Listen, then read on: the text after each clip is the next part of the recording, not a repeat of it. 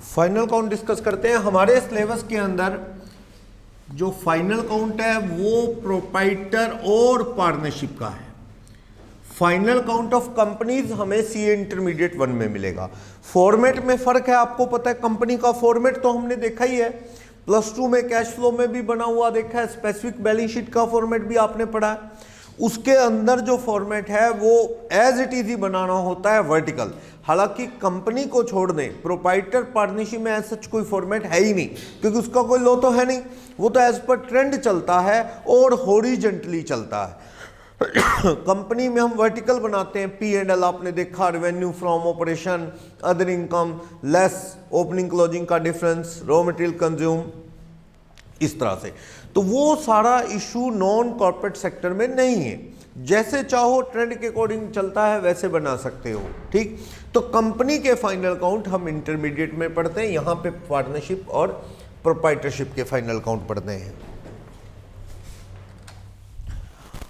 तो देखना, इसके फॉर्मेट में हम पहले तो trading and profit and loss account बनाते हैं, देन आफ्टर क्या बैलेंस शीट बनाते हैं।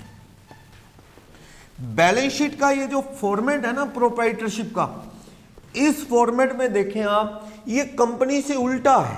कंपनी में क्या लिखते हैं पहले, इन केस ऑफ कंपनीज में हम ये जो सीक्वेंस बनाते हैं, नॉन लिक्विडिटी का सीक्वेंस होता है, वो non liquidity sequence in companies. In proprietorship और पार्टनरशिप हमारी जो बैलेंस शीट का फॉर्मेट है, पहली बात तो वो टी शेप में यानी हॉरिजॉन्टली बनता है। दूसरी बात, वो लिक्विडिटी के सीक्वेंस में बनाने का ट्रेंड है। जो जल्दी देने हैं वो पहले लिखो और जो लेट देने हैं वो बाद में। कंपनीज में उल्टा है, नॉन लिक्विडिटी, जिनको लेट पेमेंट देना है उनको पहले कोट करते हैं हम, ऐसा होता है। तो इसमें क्या होगा, सबसे पहले लिक्विडिटी का सीक्वेंस होगा। क्या, सबसे पहले आप कैश, बैंक, ऐसी चीजें लिखते हैं, स्टॉक, डेटर, BR, ठीक है, प्रीपेड एक्सपेंस, यानी करंट असेट्स पहले, और ट्रेंड में plant and machinery, furniture, land and building बाद में, यानी कि फिक्स असेट्स बाद में और करंट पहले। और इधर उल्टा, जिनको पहले देना है, बैंक ओवरड्राफ्ट, बैंक OD आ गया जैसे पहले देना है, और क्रेडिटर, आउटस्टैंडिंग एक्सपेंसेस एटसेट्रा, फिर कोई बैंक लोन वगैरह है वो, फिर कैपिटल आएगी प्रोप्राइटर की, पार्टनरशिप की। देखो ट्रेंड तो ये है, पर कहीं बुक्स में ज़्यादा ये लिखा नहीं मिलता ऐसा, जैसे मैं बता रहा हूँ। हम ऐसे ही बनाए जाते हैं, हम जैसे मन आया मशीन लिख ली, फिर अपने 2-4 करंट असेट्स लिख ली, फिर एक आधी लैंड एंड बिल्डिंग, ऐसा। क्योंकि कहीं भी लो में नहीं है ना, ये ट्रेंड है कि आप कोशिश करो प्रोप्राइटर पार्टनरशिप की बैलेंस शीट बनाते वक्त, आप जिनको विच वी हैव टू पे ऑन अर्ली बेसिस, उनको आपको प्रायोरिटी देनी है, क्रेडिटर, बैंक OD, और जो कैपिटल, बैंक लोन बाद में देने हैं उनको बाद में लिखो, फिक्स असेट्स बाद में, और करंट असेट्स जल्दी रिकवरेबल है उनको पहले अपन लिखते हैं। ये सीक्वेंस कौन सा है, लिक्विडिटी मींस कैश, कैश के अकॉर्डिंग जल्दी रिसीव, जल्दी लिखो। जबकि कंपनी में उल्टा, कंपनी में नॉन लिक्विडिटी का सीक्वेंस होता है, आप फिक्स असेट्स यानी नॉन करंट असेट्स पहले, करंट बाद में। और लाइबिलिटीज में भी क्या करते हो, कैपिटल, जिसको सबसे लास्ट में कंपनी बंद हो जाए तो सबसे लास्ट में देना है, कैपिटल पहले, रिजर्व एंड सरप्लस, फिर बैंक लोन, क्योंकि कैपिटल से पहले तो बैंक लोन को देना ना, उसके बाद सबसे पहले देना है करंट लाइबिलिटी, उनको सबसे लास्ट में कोट करते हैं। बस कभी ऑब्जेक्टिव क्वेश्चन आ जाए या कहीं भी लिखा आ जाए कि लिक्विडिटी का सीक्वेंस, नॉन लिक्विडिटी का सीक्वेंस पता होना चाहिए। हाँ, क्वेश्चन करते हुए कोई बड़ा मैटर नहीं करता। आप पार्टनरशिप में भी बैलेंस शीट बनाते थे तो कहीं लिखा नहीं मिला, ऐसे बनाओ, पर ज्यादातर ऐसा ट्रेंड है बुक्स में। मार्शलिंग बोलते हैं, marshalling means grouping and sequencing. पहले तो आप जैसे ग्रुप बनाओ, ऐसे अच्छा नहीं है कि कभी एक फिक्स असेट्स लिख दी, फिर 2 करंट असेट्स, फिर एक, भाई कम से कम फिक्स असेट्स सारी एक जगह इकट्ठी कर लो, करंट असेट्स एक, ऐसे नहीं अच्छा। मतलब बेटर है कि पहले आप इसमें आपस में रीशफल कर लो, कोई फर्क नहीं पड़ता, लेकिन ऐसे नहीं अच्छा रहेगा कि एक फिक्स असेट्स, एक करंट, एक फिक्स, एक करंट, ना, सारी फिक्स असेट्स एक जगह इकट्ठे जैसे कंपनी करती है ना, वैसे सारी करंट असेट्स एक जगह इकट्ठे। तो आप ग्रुपिंग कर लो, भाई ये स्टॉक है, डेटर है, BR है, कैश है, बैंक है, ये करंट असेट्स है। फिर आप हेडिंग बना दो फिक्स असेट्स यानी नॉन करंट असेट, सारी उसमें अच्छा दिखता है, उससे आपका रिजल्ट जो है। कल को आपने वर्किंग कैपिटल निकालनी है, रेशियो में करते थे ना working capital, current assets minus current liability. तो अगर आपने एक जगह इकट्ठा ग्रुप बना के मार्शलिंग की होगी यानी ग्रुपिंग की होगी, तो जल्दी जल्दी आप सारी current assets minus current liability कर लोगे। नहीं तो आपको ढूंढना पड़ेगा बीच बीच में से कौन सी करंट असेट्स और कौन सी करंट लायबिलिटी है, ये बेनिफिट रहता है। चलो, वर्किंग कैपिटल किस काम आती है?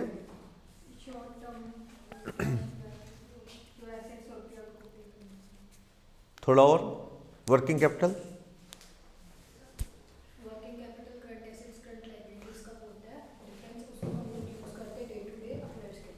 Absolutely correct. कोई और? हाँ जी। यानी अगर वर्किंग कैपिटल ना होगी तो आप डे टू डे ऑपरेशंस अपने कैसे कैरी करेंगे? माल भी खरीदना है, किसी को बिजली का बिल देना है, किसी लेबर वाले को देना है। दूसरा, वर्किंग कैपिटल आपकी जो नॉन करंट असेट्स है ना, मशीन और ये, उनको अच्छे से यूटिलाइज करना है तो वर्किंग कैपिटल अच्छी होनी चाहिए। आपके पास बहुत बड़ी बिल्डिंग है, बहुत मशीनें आपके पास, बहुत अच्छी सॉफ्टवेयर है, मतलब non current assets, fix assets बहुत अच्छी हैं, पर उन फिक्स असेट्स को यूज तो ही कर पाओगे जब आपकी पॉकेट में क्या होगा? पैसा। यानी अगर वर्किंग कैपिटल की कमी है, due to lack of working capital, you will be unable to utilize your non current assets for the operation of the business of proprietor और प्रोप्राइटरशिप और पार्टनरशिप, नहीं कर पाओगे। बड़े लोगों के पास आपने मार्केट में भी देखा होगा, दुकान है जी 5 करोड़ रुपए की मार्केट के बीच में, ठीक है, ठीक, बिल्डिंग अच्छी बनी है, फर्नीचर लगा है, लेकिन कभी कभी उनके पास कैश की शॉर्टेज होती है। ऐसे लोगों को लोन लेना चाहिए। देखो, लोन लेना सोसाइटी में कभी ऐसा होता जरूर है, लोग ऐसे अपने शहर, छोटे शहरों में तो खासकर ऐसा है, लोग लोन लेते ना, गए यार प्लीज़ यार किसी को बताना ना मैंने लोन लिया है। ऐसे ही होता है ना, यहाँ लोग थोड़ा सा ऐसा सोचते हैं कि गाड़ी ली तो लोन पे ली तो लोग ये कहेंगे फिर क्या फ़ायदा, पैसे नहीं होते लेते क्यों, मतलब ऐसा है ना।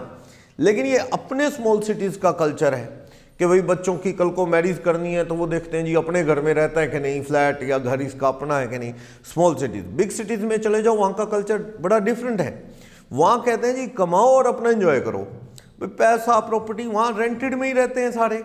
और बड़े बड़े शॉपिंग कॉम्प्लेक्स, आप ये जो मॉल्स में जाते हैं, एम्बियंस मॉल या एलांटे है चंडीगढ़, या वहाँ पे कहाँ किसकी अपनी दुकानें हैं, सारा रेंटेड है, फ्लैट्स रेंटेड है। तो वो पैसा ब्लॉक नहीं करते वो लोग ज़्यादा फिक्स असेट्स में, क्योंकि फिर वो लाइफ ही सफ़र करती रहे, जोड़ते रहो, ठीक है। तो वो कमाया, ठीक है, थोड़ा बहुत बचाया, अपना एंजॉय किया। वर्किंग कैपिटल की कमी के चलते बड़े बिजनेस ऐसे मिलेंगे जिनकी फिक्स असेट्स यूटिलाइज हो ही नहीं पाती। लोन लेके काम करो भाई, यूज़ तो करो ना अपना प्रोजेक्ट पूरा।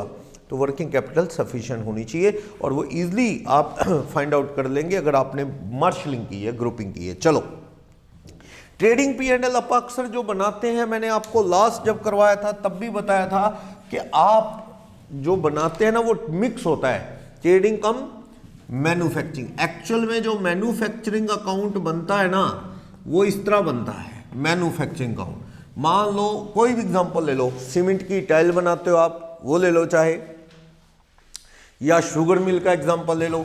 शुगर मिल वाला आपको जल्दी समझ आ जाता है तो मैं यही लेता हूं हर बार। ओपनिंग स्टॉक लिखो इधर, किसका मैन्युफैक्चरिंग कर रहे हो, किसकी, चीनी की, गुड़ की, तो आपके लिए रॉ मटेरियल शुगर केन है और अधूरा जूस पड़ा है, ना चीनी है ना गन्ना है, यानी कि बीच में माल है, that is work in progress. साल के शुरू में रॉ मटेरियल 100 का और 50 का वर्क इन प्रोग्रेस, 150 हो गया। Purchase of raw material net, net मतलब रिटर्न कम कर लेना अगर कोई हो तो 300। डायरेक्ट एक्सपेंसेस में आ गया जैसे कैरीज इनवर्ड, कोयला लग गया, पानी लगा चीनी बनाने के लिए, कुछ पानी की जरूरत है, कोल की जरूरत है, कैरीज इनवर्ड है, लेबर तो लगनी है, वेजिस, ये सब क्या है, manufacturing overhead. Overhead means indirect expenses, manufacturing overhead यानी मैन्युफैक्चरिंग के एक्सपेंसेस। मान लो ये 50 है, कितना हो गया 500। क्लोजिंग स्टॉक, क्लोजिंग स्टॉक किसका, रॉ मटेरियल का और वर्क इन प्रोग्रेस का। मैं कहता हूं 70 और 30 100 है। गन्ना और जूस 100 रुपये का पड़ा है, शुरू में पड़ा था 150, और गन्ना खरीदा, लेबर को दिया, प्लस कैरीज इनवर्ड वगैरह सब मिला के ये कितना हो गया 500, 100 बचा पड़ा है। इसका मतलब ये है कि अपा ने कितनी चीनी गुड़ बना लिया हमने फिनिश गुड्स 400 का बना लिया, तो ये कहाँ जाएगा, बाय ट्रेडिंग अकाउंट में ट्रांसफर हो जाएगा, बैलेंसिंग फिगर।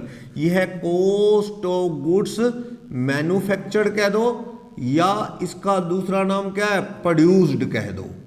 कुछ लोग इसे मैन्युफैक्चर्ड कह देते हैं, कुछ प्रोड्यूस्ड कह देते हैं। चीनी बन गई है कितने की, 400 की। मान लो सपोज ये लैक्स में है क्वेश्चन, तो 400 लाख की बन गई है। क्लियर है ये? इधर कोई डाउट?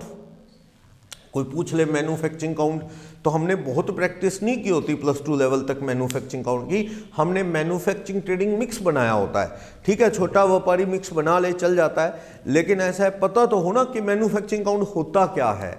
तो जो बड़े मैन्युफैक्चरर हैं वो सीधा ट्रेडिंग नहीं बनाते, वो पहले सामान बनाया कितने का, उसके लिए क्या बनाते हैं, मैन्युफैक्चरिंग। अब प्रैक्टिकल लाइफ में आओगे, सीए के ऑफिस में जब आप आर्टिकलशिप करोगे तो वहाँ पे ऐसे मैन्युफैक्चरिंग काउंट मिलेंगे। हमारे पास तो ये ईंटों के भट्ठे हैं जो ब्रिक किलन वाले, ब्रिक किलन ऑनर, तो इनके आते हैं काउंट, तो सारों के मैन्युफैक्चरिंग काउंट बने होते हैं। तो फिर उसके बाद जो तैयार माल है वो ट्रेडिंग में शो होता है। 400 की चीनी बन गई, अब क्या बनेगा आपका, ट्रेडिंग काउंट। ट्रेडिंग के बाद फिर P&L। तो यहाँ पे किसका ओपनिंग स्टॉक आएगा, यहाँ पे फिनिश गुड्स का आएगा, ओपनिंग फिनिश गुड्स। चीनी 20 की पड़ी थी मान लो, और आ गई टू मैन्युफैक्चरिंग अकाउंट से ट्रांसफर होके आ गई। ये क्या चीज है, कॉस्ट ऑफ गुड्स मैन्युफैक्चर्ड। कितने की और तैयार हुई इस बार, चीनी। अब कोई एक्सपेंस नहीं आएंगे, एक्सपेंस तो सारे आ लिए ऊपर, अब तो बस तैयार चीनी को बेचने का टाइम है, अब कोई एक्सपेंस नहीं, अब तो P&L के एक्सपेंस। 20 + 400 और 420। मैं कहता हूं इसमें क्लोजिंग फिनिश गुड्स का जो स्टॉक है वो बचा पड़ा है 120। इससे क्लियर पता लगता है कितने वाली चीनी बेच दी। 20 + 4, 400 - 120, कितने वाली बेच दी, 300 वाली। तो आपसे मैं फॉर्मूले पूछूं, नोट्स में लिखे हैं, अब याद करवाने की जरूरत नहीं है। ये 3 तरह के फॉर्मूले आपसे पूछ सकता है। रॉ मटेरियल कंज्यूम बता दो, कहेगा रॉ मटेरियल कंज्यूम बता दो, तो आप रॉ मटेरियल कंज्यूम का फॉर्मूला क्या बताएंगे, इस क्वेश्चन में देख के बताओ रॉ मटेरियल कंज्यूम कितना आ गया। ये इंपॉर्टेंट है ये चीज, रॉ मटेरियल कंज्यूम यानी गन्ना कितना लगा। हाँ जी समीक्षा बताएंगी, इस ये लिखा पड़ा है ऊपर। अब सोचो गन्ना कितने का कंज्यूम हो गया, गन्ना पिस कितने का गया, कंज्यूम कितना हो गया, शुगर केन 100 + 300, 400 - 70। गन्ना आया 300 पर सारा लगा, ऐसा नहीं है, क्योंकि अपने पास 300 का आया, ओपनिंग पड़ा था वो भी लग गया, यानी टोटल 400, लेकिन उसमें से 70 का तो पड़ा है, कंज्यूम कितना हुआ उसके अकॉर्डिंग। यानी ओपनिंग रॉ मटेरियल का stock plus purchase of raw material minus closing stock raw material का। अब आप ये फॉर्मूले से देख लो, ओपनिंग वर्किंग नहीं लेना, रॉ मटेरियल 100 + 300 - 70, 100 + 300 - 70 कितना आ गया, 330। रॉ मटेरियल कंज्यूम कितने का आ गया, 330। एक फॉर्मूला ये पूछता है, ठीक है। गन्ना कितने का पिस गया, 330 का, ओके। फिर पूछता है हमसे कॉस्ट ऑफ गुड्स प्रोड्यूस या मैन्युफैक्चर। अब इसका क्या फॉर्मूला बताऊं, सामने लिखा पड़ा है। ये तो मैन्युफैक्चर या प्रोड्यूस पूछ रहा है, तो ये तो मैन्युफैक्चरिंग काउंट ही है। ये यहां से पता नहीं लगा अपने को कितने का माल बना, सीधा पता है कितना, 400। या तो मैन्युफैक्चरिंग बना के देख लो, या माइंड में मैन्युफैक्चरिंग रखो, फॉर्मूला स्टाइल में लिख लो, इसे लिख लो फॉर्मूला स्टाइल में। क्या क्या लिखा अपने, ओपनिंग स्टॉक किसका, रॉ मटेरियल का प्लस वर्क इन प्रोग्रेस का, फिर लिखा परचेज ऑफ रॉ मटेरियल, फिर लिखा सारे के मैन्युफैक्चरिंग के ओवरहेड। इसे ना मैन्युफैक्चरिंग ओवरहेड लिखा जाता है कई बार, तो ये वही खर्चे हैं माल बनाने के, चाहे डायरेक्ट एक्सपेंसेस लिख लो चाहे manufacturing, okay. Minus closing stock किसका, रॉ मटेरियल का और वर्क इन प्रोग्रेस। तो आप कहोगे सर ये फॉर्मूला क्या है, ये तो मैन्युफैक्चरिंग काउंट ही है, ये साइड सारी जोड़ ली, opening raw material plus work in progress, finish नहीं जोड़ना, opening raw material plus work in progress plus purchase of raw material plus सारे मैन्युफैक्चरिंग ओवरहेड, मैन्युफैक्चरिंग के खर्चे जिसमें वेजेस प्लस कोयला लगा, पानी लगा, मशीनें जो फैक्ट्री में चली उनका डेप्रिसिएशन लगा, माइनस क्लोजिंग किसका, रॉ मटेरियल का और वर्क इन प्रोग्रेस का। ऐसा है जब आप मैन्युफैक्चरिंग काउंट स्पेसिफिकली बताए ये बनाओ, तो मशीनें जो सामान बनाने पे लगी हैं स्पेशल बताया हो कि भाई जो मशीनरी गुड्स मैन्युफैक्चर में यूज हुई है उनका डेप्रिसिएशन भी क्या मान लिया जाता है, मैन्युफैक्चरिंग ओवरहेड। नहीं नहीं नहीं, मशीनें सारी बनाने में कहाँ यूज होती है। अब मान लो एक आदमी जैसे किराने की दुकान करता है, उसके पास कोई लिफ्ट है माल ऊपर लाने ले जाने की, एसी है, उसके पास वेट करने की मशीन है, तो कहाँ मशीनों पे वो P&L में डालेगा। आप जो ट्रेडिंग एंड P&L पढ़ते हो ना, वो इस चीज़ को बेस मान के चलते हो कि ऑलमोस्ट इसका काम ट्रेडिंग ही है। ट्रेडर तो मैन्युफैक्चरिंग करता नहीं ना। मेरे पास बोलो कौन सा मैन्युफैक्चरिंग बनेगा, आप क्या मैन्युफैक्चर कर रहे हैं, वी आर सर्विस प्रोवाइडर। तो वैसे तो अपना इनकम एंड एक्सपेंडिचर ही बनता है, ट्रेडिंग भी नहीं बनता। NPO के चैप्टर में पढ़ा, क्योंकि अपनी कोई सेल परचेज तो है नहीं। ये नोट्स कहाँ जाएंगे आप बताओ। NPO तो किया ना आपने, रिवाइज कर लेंगे पेपर से पहले, वैसे कर लिया ना अपने NPO, ठीक है। हाँ जी, कौन से, इनकम एंड एक्सपेंडिचर में नोट्स, हाँ, क्योंकि अपा ट्रेडिंग बनाते नहीं, अपा कोई नोट्स के ऐसे थोड़ी पैसे लेते हैं, इतने के खरीदे इतने के बेचे ना, it's a part of service. Doctor medicine जो अपनी ओर से दे रहा है तो वो बीच में बिल के पैकेज है, जैसे एक तरह से। ये थोड़ी कि भाई टेस्ट फोटोस्टेट करवाया, लाओ जी सभी 20-20 रुपए लाओ, कभी कोई एक छोटी सी कोई बुकलेट दे दी एक चैप्टर की 50-50, तो वो ऐसा सिस्टम तो नहीं है। अगर ऐसा सिस्टम होता फिर तो अपना क्या है, वो रिसीट क्रेडिट में करते इनकम एंड एक्सपेंडिचर के, जो फोटोकॉपी या टाइपिस्ट को दिए वो डेबिट करते, वो चीज़। आजकल ये सिस्टम लगभग अच्छा सा भी नहीं लगता बार बार ऐसा कुछ करना, और ये सिस्टम डॉक्टर्स का भी खत्म हो रहा है। डॉक्टर्स का भी आजकल यही चल रहा है जी, पैकेज सिस्टम। पेशेंट को पता हो भाई इतने पैसे लगने हैं, हार्ट का ये ट्रीटमेंट है, 5 लाख लगने हैं, 3 लाख मन मानने का करवा लेगा, बंदे को फंसा लो, बाद में कोई इसके अलग है इसके अलग है। तो ये सिस्टम आजकल खत्म हो रहा है। तो मैं ये कह रहा हूँ, अगर ऐसा होता तो मैं रिसीट अलग से डालता नोट्स के, डेबिट में फोटोस्टेट के एक्सपेंस, लेकिन it's a part of service. तो अपा ने ये जो भी फोटोस्टेट के चार्जेस हैं और हैं ये डेबिट करने हैं, और फीस सारी क्या करनी है, क्रेडिट, उसी में से ही खर्चा एडजस्ट होना है, फीस में से, समझे ना। तो चलो, जैसे एक किराने की दुकान वाला है, कुछ भी मैन्युफैक्चर नहीं करता, छोटी मोटी मशीनें उसके पास होती हैं, तो हम जो +2 लेवल में पढ़ते हैं कोई बड़े मैन्युफैक्चरर के अकाउंट पढ़ते ही नहीं। वो जो ट्रेडिंग होता है वो मिक्स होता है, ट्रेडिंग कम मैन्युफैक्चरिंग, मेजर मैन्युफैक्चरिंग नहीं, इसलिए वो वहाँ पे सारा डेप्रिसिएशन कहाँ डाले जाते हैं हम, प्रॉफिट एंड लॉस में। क्योंकि मेजॉरिटी ऑफ क्वेश्चंस में ट्रेडर के एंगल से, या फिर कोई बहुत ही छोटा मैन्युफैक्चरर है, हम सोचते हैं क्या मैन्युफैक्चरिंग बनाए ना बराबर, जैसे प्रिंटिंग प्रेस वाला है, आपको लगता है जी मशीन है बस, बाकी सारा मैटर ये वो तो कंप्यूटर पे तैयार होता है, तो आप कहते हैं छोड़ो क्या मैन्युफैक्चरिंग, वहाँ पे क्या चलता है, ट्रेडिंग कम मैन्युफैक्चरिंग, ठीक है। तो वैसे अगर बड़ा मैन्युफैक्चरर है उसके मैन्युफैक्चरिंग काउंट में आएगा मशीनरीज का डेप्रिसिएशन, ऑफिस की मशीन है उनका P&L में, क्लियर। चलो, तो आपने ये बनाया, तो ये फॉर्मूला समझ आ गया, कॉस्ट ऑफ गुड्स प्रोड्यूस, कितना माल तैयार हुआ 400, वही लिखा है मैंने, देखो लेफ्ट साइड सारी जोड़ दी मैंने, राइट साइड क्लोजिंग कम कर दी, फॉर्मूला बन गया, ठीक। चलो रोबिन बताएंगे, एक तो होता है कॉस्ट ऑफ गुड्स प्रोड्यूस या मैन्युफैक्चर जो माल बना, एक होता है cost of goods sold, cost of goods sold. कितना है कॉस्ट ऑफ गुड्स सोल्ड,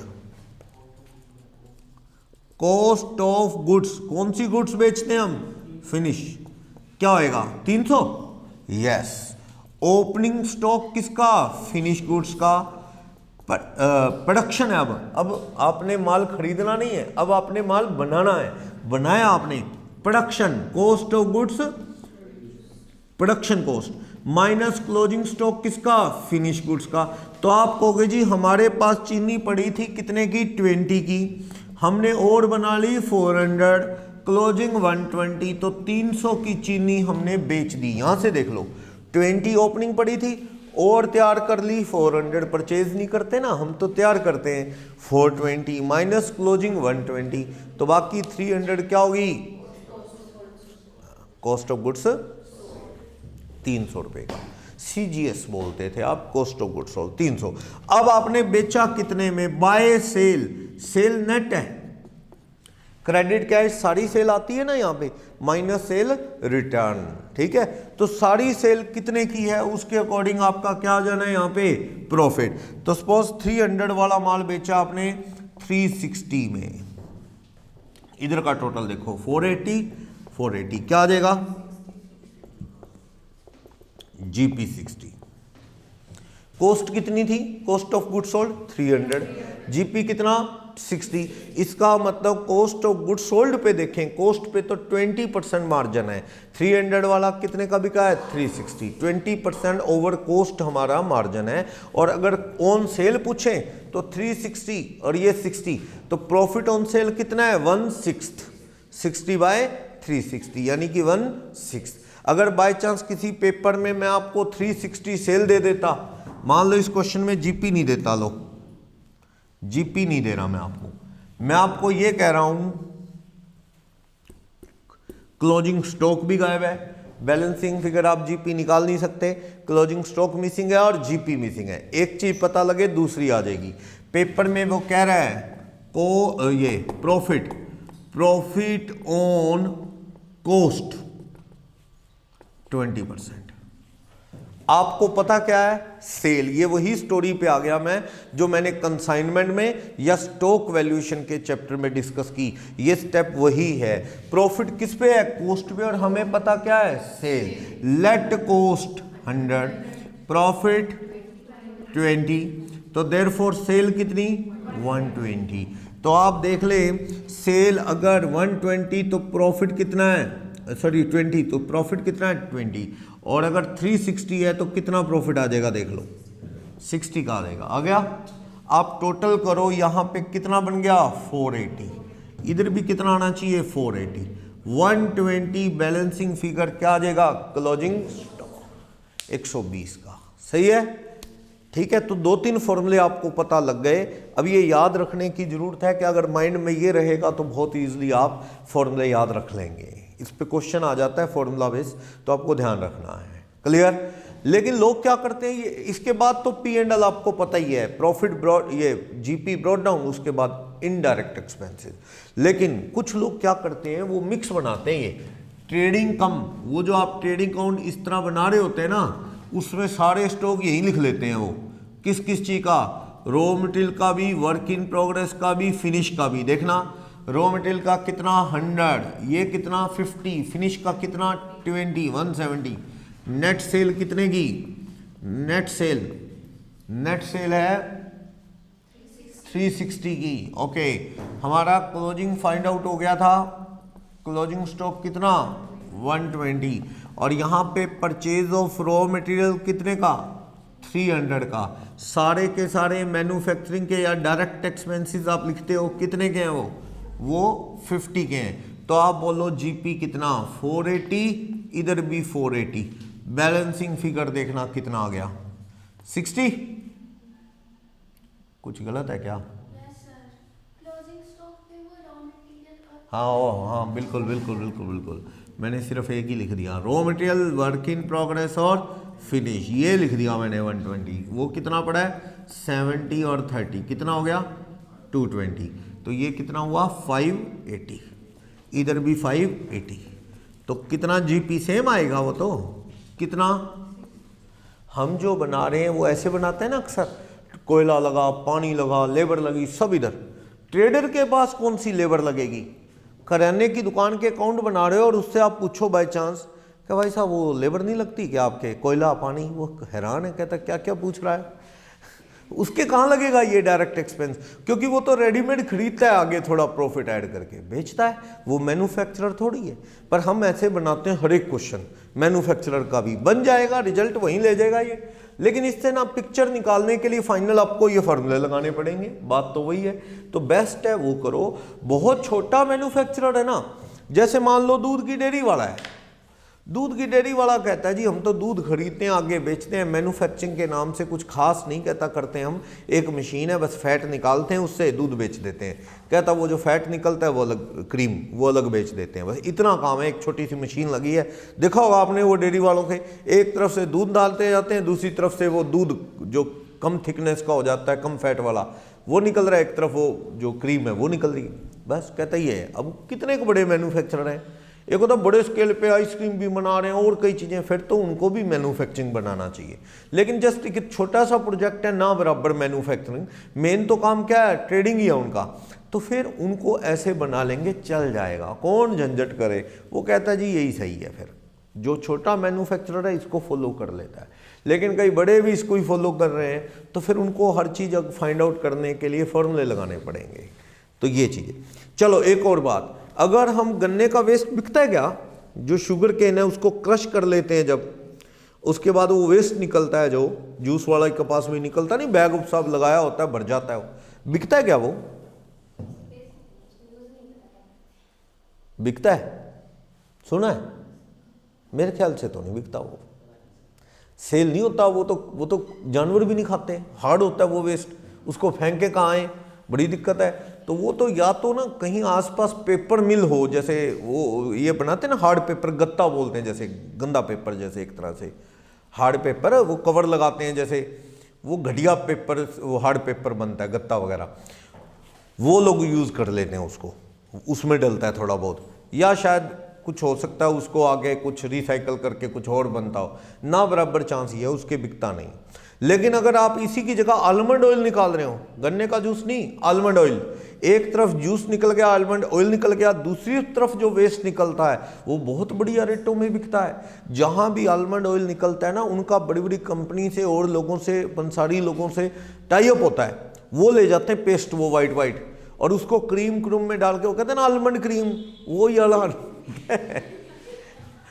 तो आलमंड ही वो भी, ठीक है, उसमें खुशबू तो वैसी आएगी, वही वो और कौन सा वो आलमंड डालते होंगे, तो वो बिकता है।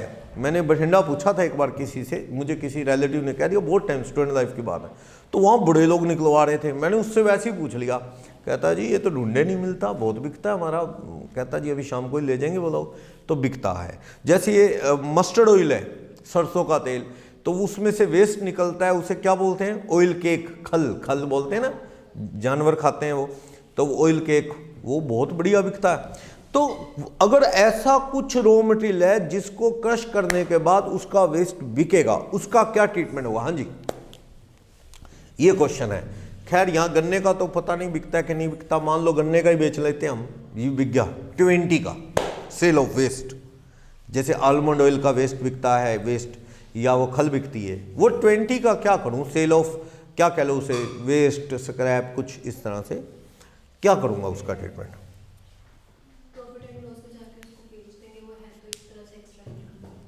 हाँ जी, आप क्या कहते हैं? ये कह रहे हैं सर आप P&L में क्रेडिट कर दो, खेल खत्म, bank account debit to sale of waste, sale of waste account debit to P&L, P&L में क्रेडिट कर दो, इनकम में जुड़ जाएगा वो बाय प्रोडक्ट वेस्ट, ठीक है। कोई और? सही है।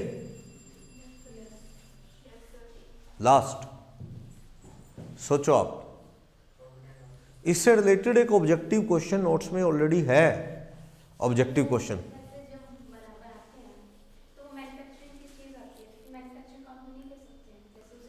वही मैं कह रहा हूं, मैन्युफैक्चरिंग काउंट में ही लेना है, आप उसको वेस्ट को इधर क्रेडिट कर दो, मैन्युफैक्चरिंग में सेल ऑफ वेस्ट, उससे क्या होगा, क्या होगा उससे, कॉस्ट कम हो जाएगी। बात एक है, कॉस्ट कम होने से इनकम नेचुरली बढ़ेगी, लेकिन कॉस्ट कम हो जाएगी। भाई अपना एक तरह से ये समझ लो कि अपना कचरा बिकने के बाद हमारी नेट कॉस्ट, ये बैटरी का वेस्ट बेचते हैं आप, ये इन्वर्टर बैटरी लगवाते हैं, इन्वर्टर तो लाइफ टाइम चल सकता है, लेकिन बैटरीज का आपको पता है ना 2 साल 3 साल बाद ये ख़त्म हो जाती हैं, फिर आप नई बैटरीज लेते हो, पुरानी वो दे देते हो, तो उससे अपनी नई की कॉस्ट अपा क्या कर देते हैं, अक्सर कट कर देते हैं। तो बिल्कुल वैसे ही ये सेल ऑफ वेस्ट क्रेडिट कर दो मैन्युफैक्चरिंग में 20, तो आपकी कॉस्ट ऑफ गुड्स प्रोड्यूस क्या हो जाएगी, कम हो गए 380। समझ लो आपको चीनी कितने में पड़ेगी, 380 यहाँ लाओगे बेचने के लिए, ठीक है। ये ओपनिंग 20, जीपी 60, तो क्लोजिंग स्टॉक क्या आ जाएगा, उसी हिसाब से बदल के आ जाएगा। या ये समझ लो अगर क्लोजिंग स्टॉक कितना है तो जीपी बढ़ के आ जाएगा।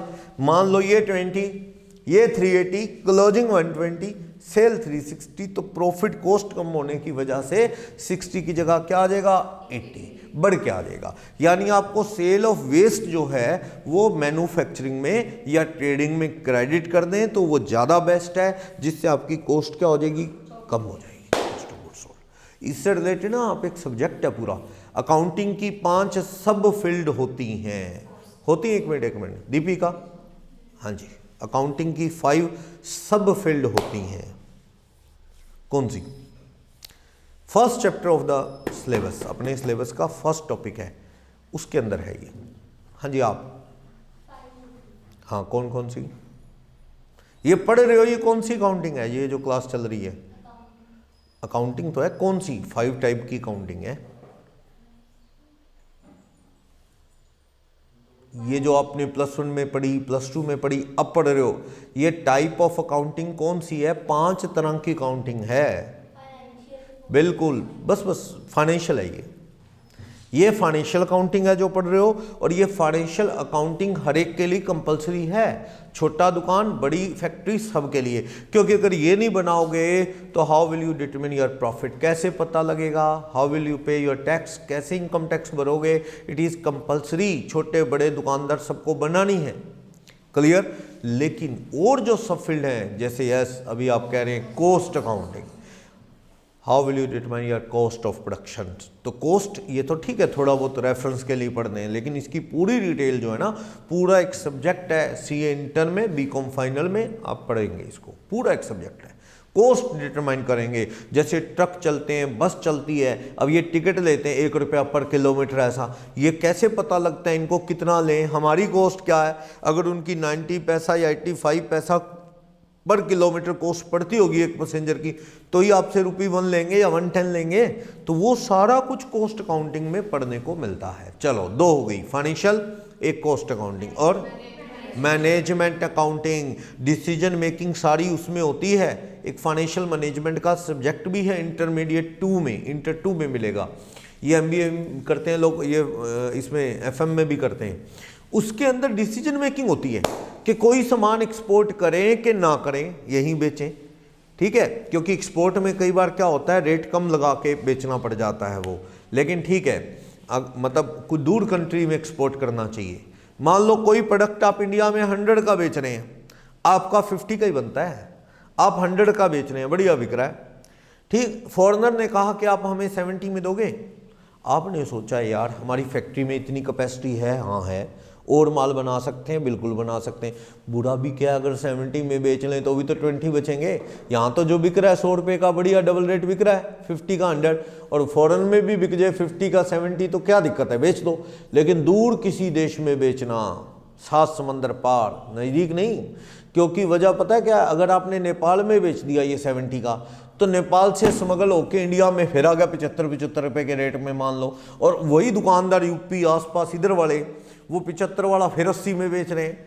आप जब किसी को बेचने जाते हैं 100 में, वो कहे भाई साहब आप 100 कह रहे हो, यहाँ तो 80 में सरेआम मिल रहा है, 78 80 में। आप कहते कैसे मिल जाएगा, मेरे सिवा कोई कैसे दे देगा, डुप्लीकेट होगा, मैं दे रहा हूँ, मैं मालिक हूँ, मैं मैन्युफैक्चरर हूँ, कहता वो दिखाता हूँ, देख के आप भी हैरान होगे, माल तो मेरा ही है, मेरे से सस्ता कौन दे रहा है, तो पता लगा आपका ही माल आपको ही धोखा दे रहा है, वो नेपाल से स्मगल होके फिर आ गया इंडिया, आपने तो सोचा था दूर देश में बेच दिया, खत्म। पेटेंट है तो क्या हो गया, सामान तो वही है ना, पेटेंट आपने बेचा है लीगली नेपाल, और नेपालियों ने क्या दिमाग ज़्यादा लगा लिया, उन्होंने उठा के ये माल 70 में आपसे लिया, आपने सोचा इंडिया में 100 का बेच रहे हैं, वहाँ सस्ता बेच दें, क्या फ़र्क पड़ता है, अपने को तो फिर 20 बचेंगे, ठीक है ना। लेकिन वो स्मगल होके इंडिया आ गया, यूपी गोरखपुर, ये बॉर्डर ही तो है, यूपी सारा क्या है, नेपाल बराबर, जितना नेपाल है उतना यूपी है, कम मान के चलो बॉर्डर पे है। वो गोरखपुर जहाँ से वो योगी, वहाँ के योगी आदित्यनाथ योगी CMA, वहाँ तो लोग बताते हैं सुबह ब्रश करते करते कब नेपाल चले गए पता ही नहीं लगता, घूमते फिरते है ही, बॉर्डर एरिया है सारा का सारा वहाँ। तो मान के चलो वहाँ से स्मगलिंग कितनी मुश्किल है, और वहाँ कोई पाकिस्तान जैसी टाइट सिक्योरिटी भी नहीं है, मान के चलो। तो ऐसा ना करना कि बांग्लादेश बेच दिया, भूटान, नेपाल, मालदीव, श्रीलंका, पाकिस्तान, अफगानिस्तान, ये बॉर्डर एरिया में ना बेचो, ये बेचो दूर, जहाँ से माल जाने का खर्चा बहुत ज़्यादा है, टाइम ज़्यादा है, फिर वहाँ से आने में भी खर्चा बहुत लगेगा, महंगा हो जाएगा। तो इसलिए वो नहीं आएगा इतनी दूर से वापस, हमें खुद को कंपटीशन देने। लेकिन एक खतरा और है, लोकल मार्केट भी आपकी ख़राब हो सकती है ऐसी चीज़ों से। लोकल लोगों को पता लगा कहता बड़े धोखेबाज हैं, हमें दे रहे हैं 100 रुपये, फ़ॉरन में दे रहे हैं 70। तो ये बात भी है। ये कुछ कंट्रीज़ ने इधर इराक और इन कंट्रीज़ ने एक बार कोका कोला बैन कर दी थी। कोका कोला का कोई जो मेन CMO जो वो CEO वगैरह था, वो दे रहा था लेक्चर भी, स्टडी करके आ रहा था सारा डाटा स्टूडेंट्स के पास भी, कि कोका कोला उस कंट्री में 1 रुपये की हिसाब से बनती है, 1 रुपये की एक बोतल जो 10 में बिकती है। उन्होंने अपना बताया सारा भी, हमारा ऐड पे पैसा लगता है इतना, अदरवाइज हमारी कॉस्ट तो 1 है और हमारी सेल कितने में हो रही है 10। उन्होंने कोका कोला बैन कर दिया। कहता आप हमें पिला क्या रहे हो 1 रुपये में, मान के चलो हमसे 10 ले रहे हो, आपकी कॉस्ट 1 है, तो हमें 1 रुपये में दे भी क्या दोगे। बहुत सी मेडिसिन ऐसी हैं जो मार्केट में आता है, डाटा न्यूज़ में आता रहता है। एक लीवर 52 मेडिसिन आती है, और वो आ रहा था, मैंने एक दिन न्यूज़ में पढ़ा था, वो कह रहा था कि 1 रुपये 80 पैसे में एक बोतल तैयार हो जाती है 1.8 में, और आपको मिलती है शायद 50, 70, 60। आप सोचो वो आपको 1.8 में कौन सी हर्बल दे देंगे, कौन सा चमत्कार कर देंगे वो, मान के चलो ऐसा सिस्टम है।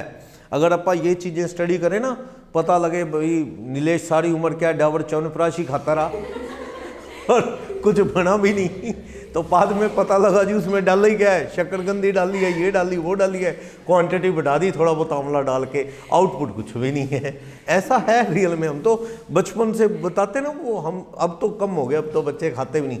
हम लोगों के बचपन में पेरेंट्स को होता था इसको ये खिला दो डावन च्यवनप्राश, ये खिला दो वो खिला दो, होना कुछ नहीं होता था उन चीज़ों से। ये गोली देते हैं सोना चांदी च्यवनप्राश, ये वाला वो वाला, काम करता नहीं है कोई मान के चलो ऐसा होता है। तो ये सारा कॉस्ट का खेल है, कितनी कॉस्ट। तो कंपनी सीक्रेट रखती हैं ऐसी चीज़ों को कि बड़ा चढ़ा के बता दें जी, तो उसका कई बार नेगेटिव इफेक्ट आ जाता है। आप तो आगे से लीवर 52 नहीं पीते, आपको तो यही लगेगा, किसी को पता बताया भी ना डॉक्टर ने ले लो, आप यही कहोगे छोड़े यार कोई और ले ले ये कौन सा इफेक्ट करेगी, मान के चलो। तो ऐसा सिस्टम है। तो चलो आपको बिजनेस का वो तो टैक्ट होता है, हर बिजनेसमैन ने कैसे करना है। इंडिया में भी ऐसा है, साउथ इंडिया में कोई चीज़ अलग रेट पे बिक रही है, इधर अलग। देखो प्राइस डिस्टिंग्विशमेंट होता है, वो मार्केट जो है ऐसी रहती है। कभी कभी आपको पता है यहाँ मेरा प्रोडक्ट अच्छा चलता है और वहाँ नहीं चलता, उस हिसाब से। एक बार दिल्ली जाना हुआ, तो वहाँ जैसे किसी होटल में रुके हम लोग, तो होटल के काउंटर पे उनका मालिक बैठा था, आया हुआ था, वैसे तो लड़के बैठते थे। आया, जैसे हम बैंक ऑडिट पे गए हुए थे, कई दिन रुकना था होटल में दिल्ली, तो पहाड़गंज एरिया में था वहाँ। तो वहाँ पे एक दिन जा रहे थे, वो बैठा ना एक गज्जक खा रहा था, सर्दी के दिन जैसे ये गज्जक अपा खाते हैं, मूँगफली गज्जक, वो खा रहा था। कहता कैसे लगी, हमने कहा बढ़िया लगी। कहते ये आपके शहर की है। मैंने कहा हमारे शहर की है, मतलब उसका ब्रांड दिखाया चतर सिंह गज्जक, चतर सिंह गज्जक। मैं हैरान, मैंने कहा मैंने तो कभी नहीं सुना, आपने भी नहीं सुना होगा। तो भी ये गज्जक कौन सी आती है, खाने में टेस्टी थी। फिर उसने बताया जी इस बंदे का इतने करोड़ों रुपए का दिल्ली में टर्नओवर है और सिरसा हरियाणा का ये मैन्युफैक्चरर है। मेरे को तब तक नहीं पता था कि सिरसा में ऐसी बनती है। फिर मैं मार्केट में आकर क्यूरियोसिटी रहती है, एक दुकान पे पड़ी देखी, पहले ध्यान नहीं देते थे। फिर मैंने एक दो से और पूछा, तो जिसके पास मैं रूटीन जाता था उससे बात की। कहता जी ये बंदा सिरसा बेचता ही नहीं, क्योंकि अगर वो ज़्यादा यहाँ पे उसको लगाएगा ना सेल पे, तो यहाँ जैसे महादेवी चलती कंपटीशन में, या वो पंजाब साइड से आती है मंगत राय, और वो कई ब्रांड मेरे को सारे पता है कई बार वो सोचते हैं सर को खाने पीने की चीज़ों का ज़्यादा पता है, तो वो यहाँ आते हैं। उनसे जब कंपटीशन में आएगा, यहाँ नहीं चला, तो उसका इफेक्ट क्या रहेगा, वहाँ भी नेगेटिव हो जाएगा ना। भी यहाँ पिट गया कोई प्रोडक्ट, क्या तो वो बेचता ही नहीं। क्या सिरसा छोटी सी मार्केट, दिल्ली इतना बड़ा हब है, वहाँ थोड़ा भी सक्सेसफुल होने का मतलब क्या है, बहुत बड़े स्केल पे बिजनेस चलना है, वही बेचता है। बोलो हमारे वाला हमें ही नहीं बेचता, वहाँ जाके बेचता है। तो ये सिस्टम है, हर बिजनेसमैन के पास एक अपना टैक्ट है। अब उसकी सोच ये है कि यहाँ पे अगर मार्केट में उतारूंगा तो उसका नेगेटिव इफेक्ट आ सकता है, वही मार्केट में चला रहा है वो, और हमें पता भी नहीं है। तो ऐसा एक सिस्टम होता है। चलो, तो ट्रेडिंग, फिर उसके बाद क्या बनता है, प्रॉफिट एंड लॉस। इस चीज में कोई कंफ्यूजन नहीं है, वेस्ट वाला पॉइंट भी ठीक है। P&L में क्या, बाकी सब ही बचा हुआ। एक होते हैं कई बार ऑपरेटिंग एक्सपेंसेस, नाम दे देते हैं। क्या होता है ऑपरेटिंग एक्सपेंसेस, तमन्ना बताएगी। वो तो ठीक है, थोड़ा और अच्छे से। हाँ जी, आप सेकंड, तमन्ना।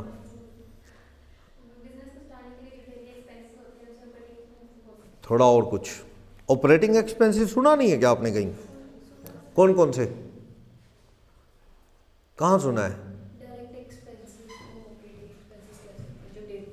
नहीं, हाँ जी, हाँ, selling and distribution, office and administration. कहाँ सुना, रेशो के चैप्टर में। ऑपरेटिंग प्रॉफिट का रेशो नहीं था क्या आपके, था ना, उसमें करते थे हम।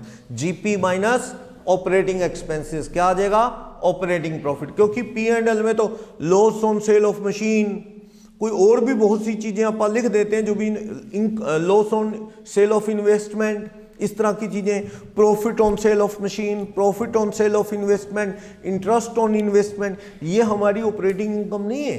अपने मान लो दुकान तो किराने की है, हमने शेयर मार्केट में पैसा लगा दिया बिजनेस का, उससे कोई इनकम आ गई तो वो किराने की दुकान की इनकम तो नहीं है ना। तो हम जब ऑपरेटिंग प्रॉफिट निकालते हैं तो वो निकलता है GP minus operating expenses. Operating का मतलब office and administration, selling and distribution.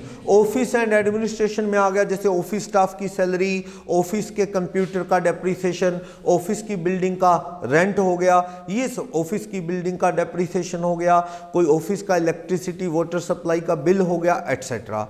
ठीक है, ऑफिस एंड एडमिनिस्ट्रेशन में कोई म्यूनसिपल टैक्स हो गए ऑफिस शॉप बिल्डिंग के। और सेलिंग एंड डिस्ट्रीब्यूशन में आप समझते हैं सेल्समैन की फिक्स सैलरी भी हो सकता है, सेल्समैन का कमीशन, पैकिंग वगैरह, एडवर्टाइजमेंट वगैरह, डिस्काउंट, बैड डेट्स भी उधार बेचा तो ही हुआ, ये भी कौन सा एक्सपेंस है, ऑपरेटिंग। तो ये सारा इसमें आ जाता है, जीपी माइनस ऑपरेटिंग एक्सपेंसेस तो ऑपरेटिंग प्रॉफिट। और कोई इनकम ऐड नहीं करनी, income from investment, interest on investment, no, वो नेट प्रॉफिट आ जाएगा। फिर नेट प्रॉफिट का मतलब फाइनल प्रॉफिट, जैसे तैसे भी आया, फाइनली ही आया बस profit, that is net profit. चाहे वो ऑपरेटिंग नेचर का काम करके या नॉन ऑपरेटिंग का करके। कहीं और भी ये गलत, ये प्रॉफिट ठीक नहीं होता ना उतना। ये जो P&L का प्रॉफिट आता है, इससे डिसीजन मेकिंग सही नहीं होती। क्योंकि मान लो डिसीजन मेकिंग का ऐसा है कि आपने एक मशीन बेची, 5 लाख लॉस में बिक गई, 10 लाख लॉस में, लॉस बाय फार हो गया, P&L में आता है, जिस वजह से प्रॉफिट बहुत नीचे चला गया, वरना बिजनेस अच्छा था। तो आपका P&L से तो सही डिसीजन नेट प्रॉफिट से तो नहीं आएगा, इसलिए ऑपरेटिंग प्रॉफिट निकालते हैं। एक जगह और भी करते थे आप ठीक इस प्रॉफिट को, कहाँ, इस प्रॉफिट को ठीक करके रेक्टिफाई करके फिर आप डिसीजन लेते थे, कहाँ पे, कैश फ्लो में। Absolutely correct. वो कैश फ्रॉम ऑपरेटिंग एक्टिविटी नहीं बनाते थे, जो नॉन ऑपरेटिंग इनकम है, डिविडेंड आ गया, इंटरेस्ट आ गया, लेस जो बिजनेस के ऑपरेटिंग एक्सपेंसेस नहीं है वो ऐड। तो थोड़ा सा मतलब पूरी तरह से नहीं, काफ़ी हद तक के ऑपरेटिंग कैश एक्चुअल में आपको जी वहाँ तो डेप्रीसिएशन भी ऐड कर देते थे हम। डेप्रीसिएशन का ऑपरेटिंग एक्सपेंसेस नहीं है, पर वो ना उसने क्या किया, कैश फ्रॉम ऑपरेटिंग एक्टिविटी, यानी उसने ऑपरेटिंग इनकम ली कौन से वाली, सिर्फ कैश वाली, नॉन कैश चीज़ों को इग्नोर करके। तो ऑपरेटिंग प्रॉफिट जैसा है पर वो सिर्फ कैश वाला पोर्शन है, नॉन कैश वाला उसमें नहीं लेते, जो कैश फ्रॉम ऑपरेटिंग एक्टिविटी अपन लेते हैं। चलो, तो आपको यहाँ से P&L से सारे एक्सपेंस, सारी इनकम शो करनी है, बैड डेट्स और वो, तो आपका नेट प्रॉफिट आ जाएगा।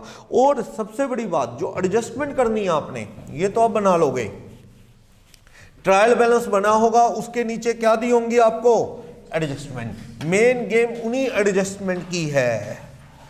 वो एडजस्टमेंट कैसे होंगी, कभी कभी थोड़ी बहुत कंफ्यूजन होती है। चलो लास्ट समीक्षा बताएंगी। जो एडजस्टमेंट एंट्रीज दी होती हैं ट्रायल बैलेंस के नीचे दी होती है ना, जिसको हम 2 बार लिखते हैं, वही, वो क्या मतलब है उनका, जो नीचे एडजस्टमेंट एंट्रीज दी होती हैं बिलो ट्रायल बैलेंस, उनका क्या मतलब होता है। अंदर लिखा है तो 1 बार लिखते हैं, नीचे लिखा तो हम 2 बार लिखते हैं। वही 2 बार वाली क्या मतलब है, क्या चीज़ है वो? हाँ जी, आप स्नेहा बताएंगी? नहीं, इधर दीपिका, कोई आइडिया नहीं। हाँ जी, जब अकाउंट्स बन रहे तो हम लोग उनको लिखना एंट्री। हाँ बिल्कुल, ओमिटेड एंट्री, जिनको हम भूल गए हैं। वो बना रहा है अपना अकाउंटेंट, ट्रायल बैलेंस बना दिया, फिर ट्रायल बैलेंस बनने के बाद याद है हो डेप्रिसिएशन भूल गया, फिर याद हो सैलरी तो लिखनी रह गई आउटस्टैंडिंग वाली 1 महीने की, रेंट लिखना रह गया, ये क्या अक्रूड इंटरेस्ट ऑन इन्वेस्टमेंट तो मैं भूल ही गया, उसको ध्यान ही नहीं आया, तो भाई आना तो है अक्रूड। अब क्या वो कटिंग करके ट्रायल बैलेंस दोबारा बनाए, सारे अकाउंट्स में फ्लूइड लगा के दोबारा लिख के फिर वो कटिंग करके दोबारा से टीवी बनाए? मुश्किल है, काम बहुत बढ़ जाएगा। तो वो समझदार अकाउंटेंट क्या करता है, ट्रायल बैलेंस में जो आना था आ गया, ट्रायल बैलेंस टैली हो गया, दोनों साइड अग्री कर गए, उसके बाद नीचे दे देता है एडजस्टमेंट। क्या, जैसे मान लो सैलरी दे रखी है यहां पे 22, हमें कहता है 1 मंथ सैलरी इज आउटस्टैंडिंग, तो हम समझ गए, ज्यूम करो कि ऊपर कितने मंथ की है, 11 मंथ की है, 1 मंथ की भूल गया है, तो हम क्या करते हैं, इसका जर्नल बना के देखो, अगर जर्नल बनानी है तो salary account debit to outstanding salary हो जाएगी। और जब आप इसका ट्रेडिंग एंड P&L बनाते हो और बैलेंस शीट, उसमें क्या ट्रीटमेंट करते हो, ट्रेडिंग P&L बन रहा है, इधर क्या बन रही है अपनी बैलेंस शीट, तो आप देखो इधर क्या करते हो, आप सैलरी 22 और आप ऐड कर देते होते हो आउटस्टैंडिंग सैलरी कितनी 2। तो वैसे मैंने आपको अकाउंट बनाने एनपीओ के चैप्टर में सारे बता दिए हैं, आप उस तरह से एक्सपेंसेस का अकाउंट भी बनाना चाहो तो बना सकते हो। इसकी जर्नल भी माइंड में रखो, क्या जर्नल हो रही है, salary account debit to outstanding salary, और ये 22 ट्रायल बैलेंस के अंदर है। इसकी क्या एंट्री हो चुकी है अरविंद बताएंगे, 22 की नहीं जाएगा, अभी जाएगा, ठीक, अभी जाने से पहले बात करो। टीवी में ये 22 दिख रहा है trial balance, TV trial balance, तो ट्रायल बैलेंस में ये जो 22 दिख रहा है, इसका क्या एंट्री पास हो चुकी है, हाँ सैलरी डेबिट टू कैश हो चुकी है। जब आप ये एंट्री कर चुके हो टीवी में तो ही तो आई, देखो माइंड में ये रखो, ट्रायल बैलेंस के अंदर कोई चीज आई है तो एंट्री पास होके ही आई है, कोई ना कोई बुक्स में एंट्री हुई है तो ही आई है, और ये किस साइड पड़ी है, डेबिट, तो ये salary account debit 22 to cash हुआ होगा, श्योर दे दिया, ठीक है, लेकिन 2 भूल गए, इसकी करो अब आप एंट्री, क्या करोगे, salary account debit to outstanding salary, कितने रुपए 2, तो इसका मीनिंग ये है कि अपना टोटल डेबिट 22 प्लस 2 कितना हो गया 24। तो नेक्स्ट एंट्री बननी चाहिए profit and loss account debit to salary, कितने रुपए डेबिट हो चुका है 22 और 2 मिला के कितना हो गया 24, तो 24,000, इस तरह से क्लियर। प्रॉफिट एंड लॉस में 24, आउटस्टैंडिंग लायबिलिटीज के अंदर आ गई, क्लियर, ऐसे ही करते हैं। चलो आप दिखाते हैं यहां प्लांट एंड मशीनरी, मान लो 1 लाख रुपए की, हमें कह रहा है depreciation on plant and machinery 20,000, ये दिखा रखा है। चलो सिद्धांत बताएंगे क्या ट्रीटमेंट होगा, इधर फाइनल अकाउंट में क्या ट्रीटमेंट होगा, फाइनल अकाउंट में बता दो, बैलेंस शीट और P&L में, P&L में कितना 20 और बैलेंस शीट में कितना, ये 2 चीजों का मुझे बस ये बता दो कि P&L बैलेंस शीट में क्या लिखूं,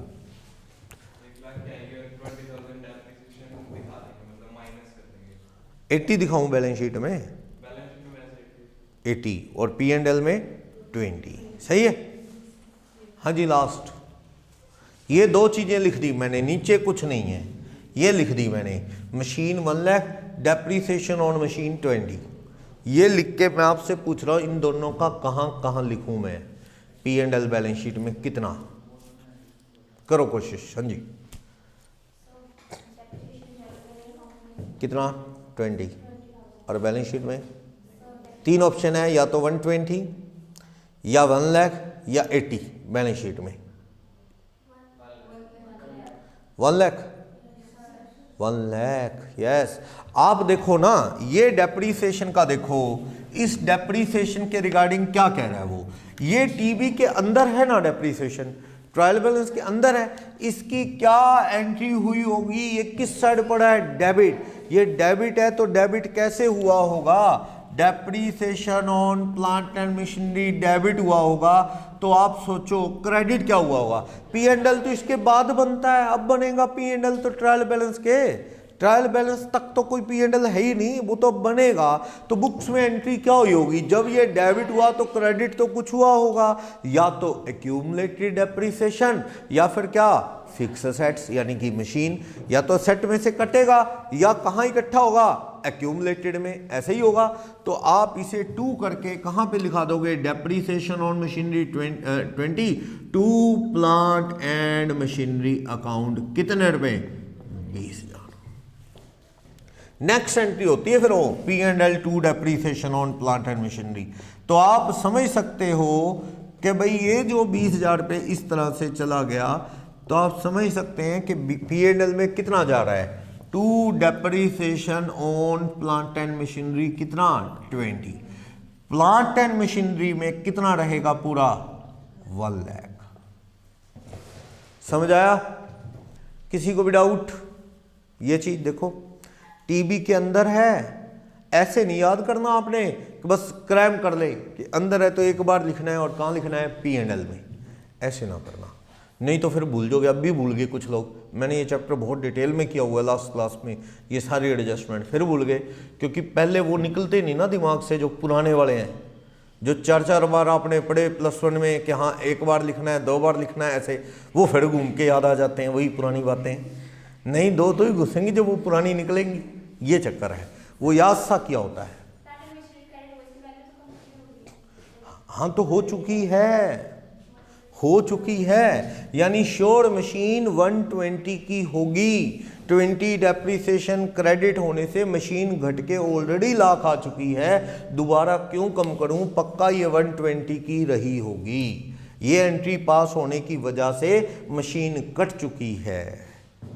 क्लियर, इसी क्वेश्चन को बदलता हूं, पहले इसको आंसर को माइंड में सेट कर लो। मैंने इसका क्या ट्रीटमेंट किया, डेप्रीसिएशन डाल दिया इधर कितना 20, और बैलेंस शीट में कितना दिखा दिया मैंने 1 लाख। थोड़ा मैं इसको बदल रहा हूं, अब बताना, फिर क्वेश्चन चेंज कर रहा हूं थोड़ा सा।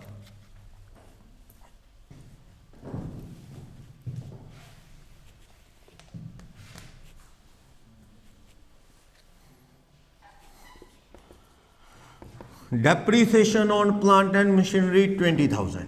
अब देखो,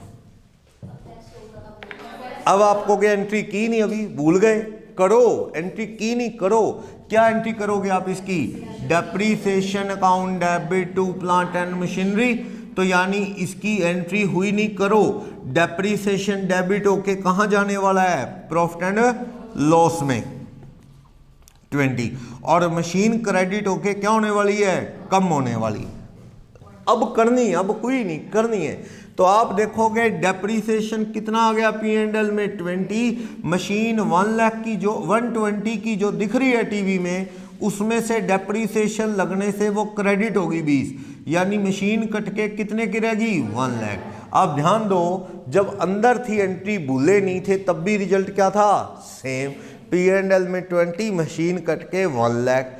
याद होती तो आप अंदर ही कर देते ना, डेप्रीसिएशन डेबिट टू मशीन काट के 1 लाख दिखा देते, तो balance sheet P and L में तब भी यही आना था। अब मैं भूल गया एंट्री, लेकिन अब अपने को टीवी बनाने के बाद पता है भी एंट्री रह गई, उसको करेंगे तब भी ट्रीटमेंट क्या है, सेम है। अब देख लो आपके सामने है ट्रीटमेंट, ये क्लियर, ध्यान रखोगे। इधर परचेज दे रखी है, देखो परचेज 1 लाख, क्लोजिंग स्टॉक दे रखा है 10,000, परचेज 1 लाख और क्लोजिंग स्टॉक 10,000 का। हाँ जी आप बताएं लास्ट, इन दोनों का ट्रीटमेंट बस बाकी हो गया, इन दोनों का, परचेज और क्लोजिंग का। Purchase 1 lakh, closing stock 10,000।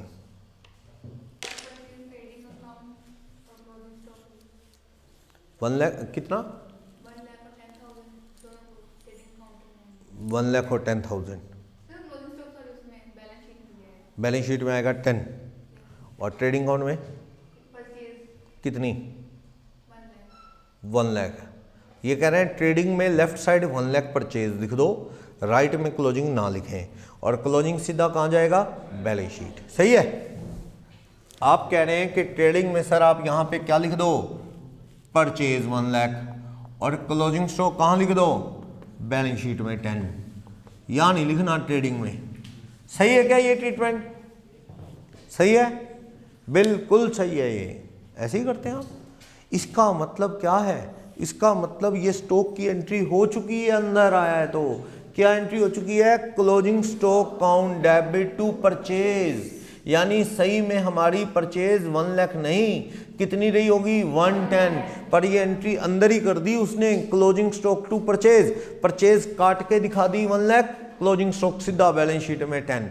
लेकिन इसकी बजाय मैं इसे बाहर निकाल दूं, यहां से देखो, यहां से क्लोजिंग स्टॉक कितना दिखा दिया? 10, फिर श्योर आपकी परचेज कितनी होगी यहां पे?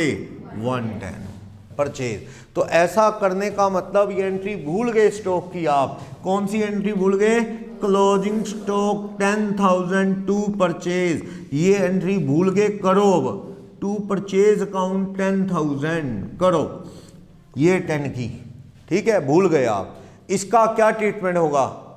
हाँ जी, परचेज में से माइनस हो जाएगा 110 में से 10,000 और क्लोजिंग स्टॉक हो जाएगा और यहाँ क्लोजिंग स्टॉक नहीं आएगा, परचेज में से कम हो गया। एक ही बात है, बिल्कुल सही।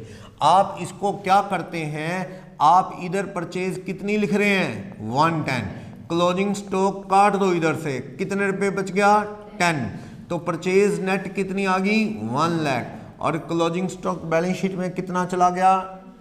ये फाइनल ट्रीटमेंट है, क्योंकि जो स्टॉक बचा हुआ है, परचेज जो बेचने के लिए अवेलेबल माल है, वो क्या हो गया? कम हो गया ना। पर अक्सर ट्रेंड ऐसा नहीं है। हम क्या कर लेते हैं? अक्सर परचेज में 110 स्टॉक लेस करके दिखाने की बजाय राइट साइड में दिखा देते हैं। हम ऐसा करते हैं ना कि लेस नहीं करते परचेज में से, हम क्लोजिंग स्टॉक इधर दिखा देते हैं, कितने रुपए? 10, तो वो कट के नेट कितना बना? वो 1 लाख ही बना, 1 लाख ही बना ना वो। एक ही बात है, ट्रेंड ऐसा करने का, और हम ट्रेंड के साथ चल पड़ते हैं, कोई बड़ी बात नहीं है कुछ चीज़ों का। पर हमें मीनिंग तो पता हो। कभी आप सोचो, कुछ पूछ ही ले आपसे भी, इसकी एंट्री क्या हुई जो ये यहाँ आ गया? एंट्री नहीं बननी इसकी, तो क्लोजिंग स्टॉक टू ट्रेडिंग थोड़ी करेंगे, फाइनल अकाउंट में हो रही है ये। तो आप मुझे इधर बताओ ना बुक्स में, तो आप परेशान। तो आप याद रखना, क्लोजिंग स्टॉक टू परचेज होती है इसकी एंट्री। ट्रेंड ऐसा है कि लोगों ने परचेज में से काटने की बजाय उसे राइट साइड में दिखाना शुरू कर दिया, वरना ओपनिंग परचेज में ऐड कर दो, क्लोजिंग लेस, नेट कॉस्ट वही आ जाए तो ज़्यादा बेटर है। कंपनीज में तो यही करते हैं अपन नॉर्मली। चलो, तो क्लोजिंग स्टॉक का ट्रीटमेंट जब टीबी के अंदर है, जब अंदर नहीं है, दोनों ही सिचुएशन में हो गया है। सही है। चलो और देखते हैं।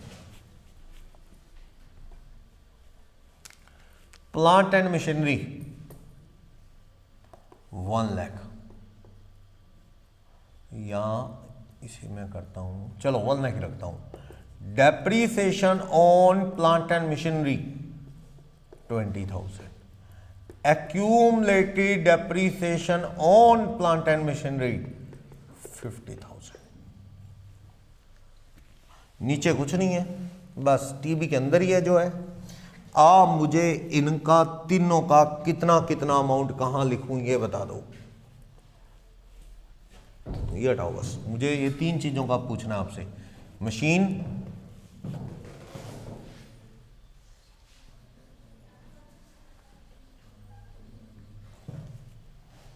बोलो कहां कितना कितना लिखूं? इन तीनों का ट्रीटमेंट। हाँ जी, आप करो। ओके, इसको मैं थोड़ा सा ना, ताकि ये लो, मैं इसे 40 कर देता हूँ, ठीक है। हाँ बोलो बोलो। असेट्स में कितना और बाकी P&L और सब कितना, ये बताना है आपने। ठीक है, ओके,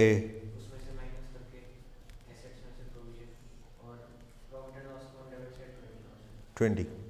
ये कह रहे हैं सर पी एंड एल में आप डेप्रीसिएशन लिख दो 20, असेट्स में मशीन लिख दो 1 लाख, और लाइबिलिटी साइड में क्यूमुलेटेड डेप्रीसिएशन लिख दो 40। वो आपकी मर्जी है, कहता है जी इसमें कम करके दिखाना है, कम करके दिखा दो। सही है ये ट्रीटमेंट? हाँ जी लास्ट सही है ये ट्रीटमेंट। आप एक एक करके सोचो, इसकी क्या एंट्री हो चुकी है? डेप्रीसिएशन अकाउंट डेबिट हुआ ना 20,000। 2 क्या हो गया? एक्यूमुलेटेड, कुछ तो क्रेडिट हुआ ही होगा जब ये डेबिट हुआ है, तो कुछ में क्या एक्यूमुलेटेड अंदर पड़ा है, प्रोविजन फॉर डेप्रीसिएशन कह सकते हो, एक्यूमुलेटेड डेप्रीसिएशन 20। यानी आप दोबारा एक्यूमुलेटेड में डेप्रीसिएशन मत जोड़ देना, इस 40 में ये 20 एडेड है ऑलरेडी। आपको सेट में कुछ नहीं करना, इधर प्लांट एंड मशीनरी की कॉस्ट कितनी है? लाख रुपए, और इधर लेस करके दिखाना है, आपकी मर्जी, नहीं तो एक्यूमुलेटेड डेप्रीसिएशन इधर भी दिखा सकते हो। कितना? 40। 2 डेप्रीसिएशन कितने रुपए? 20। ये इसका फाइनल ट्रीटमेंट है। और जब आपने डेप्रीसिएशन का चैप्टर पढ़ लिया, एक्यूमुलेटेड अकाउंट भी बना लिया वहाँ, तो डाउट होना नहीं चाहिए।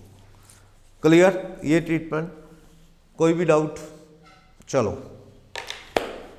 इधर आप करो कोशिश, इसको टीवी से बाहर लाना है 20,000 डेप्रीसिएशन को। जो ये याद है उसे, मैं कहता हूँ भुलाना है उसे याद नहीं है। डेप्रीसिएशन 20,000 की एंट्री, तो ये बदल के दिखाओ मुझे। टीवी के नीचे लाना है डेप्रीसिएशन, आपने भूल गया मान लो, यहाँ लिखना है depreciation on plant and machinery 20,000। यहाँ सारे में क्या चेंज करूँ? ये तो याद था तो ये हुआ, याद ना होता तो टीवी कैसा होता?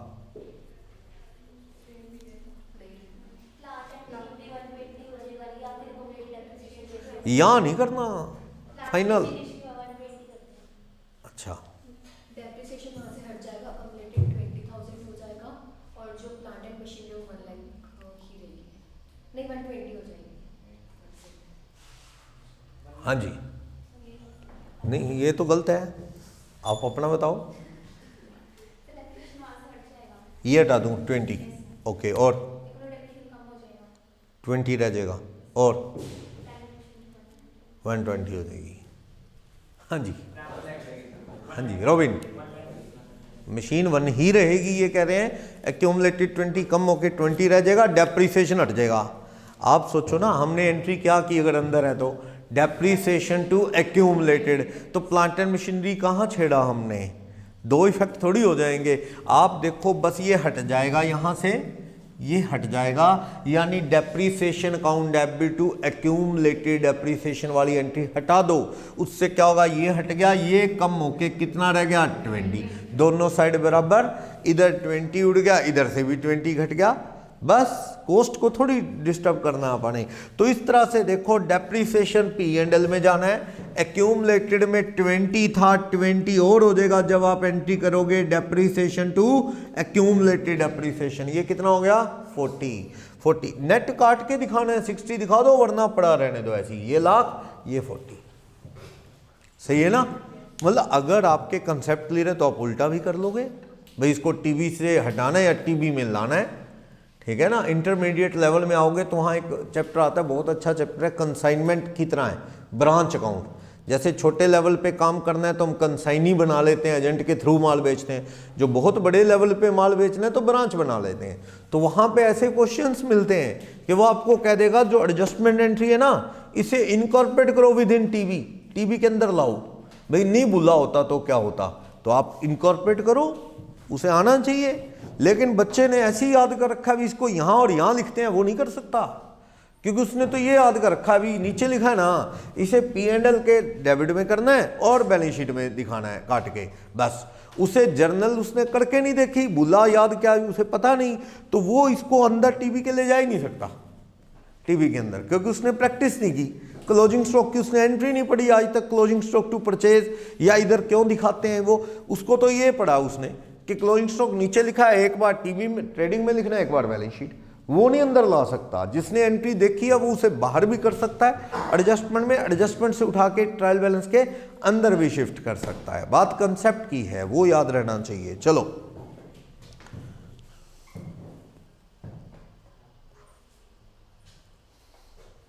ठीक है, इधर केवल आंसर देना है, सही है। 1 लाख मशीन के सेट साइड में और 40,000 लाइबिलिटीज में। ओके, P&L में 20। यस, देखते हैं और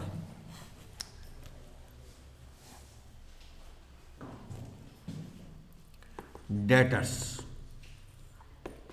1,05,000, bad debts 10,000, provision for bad dates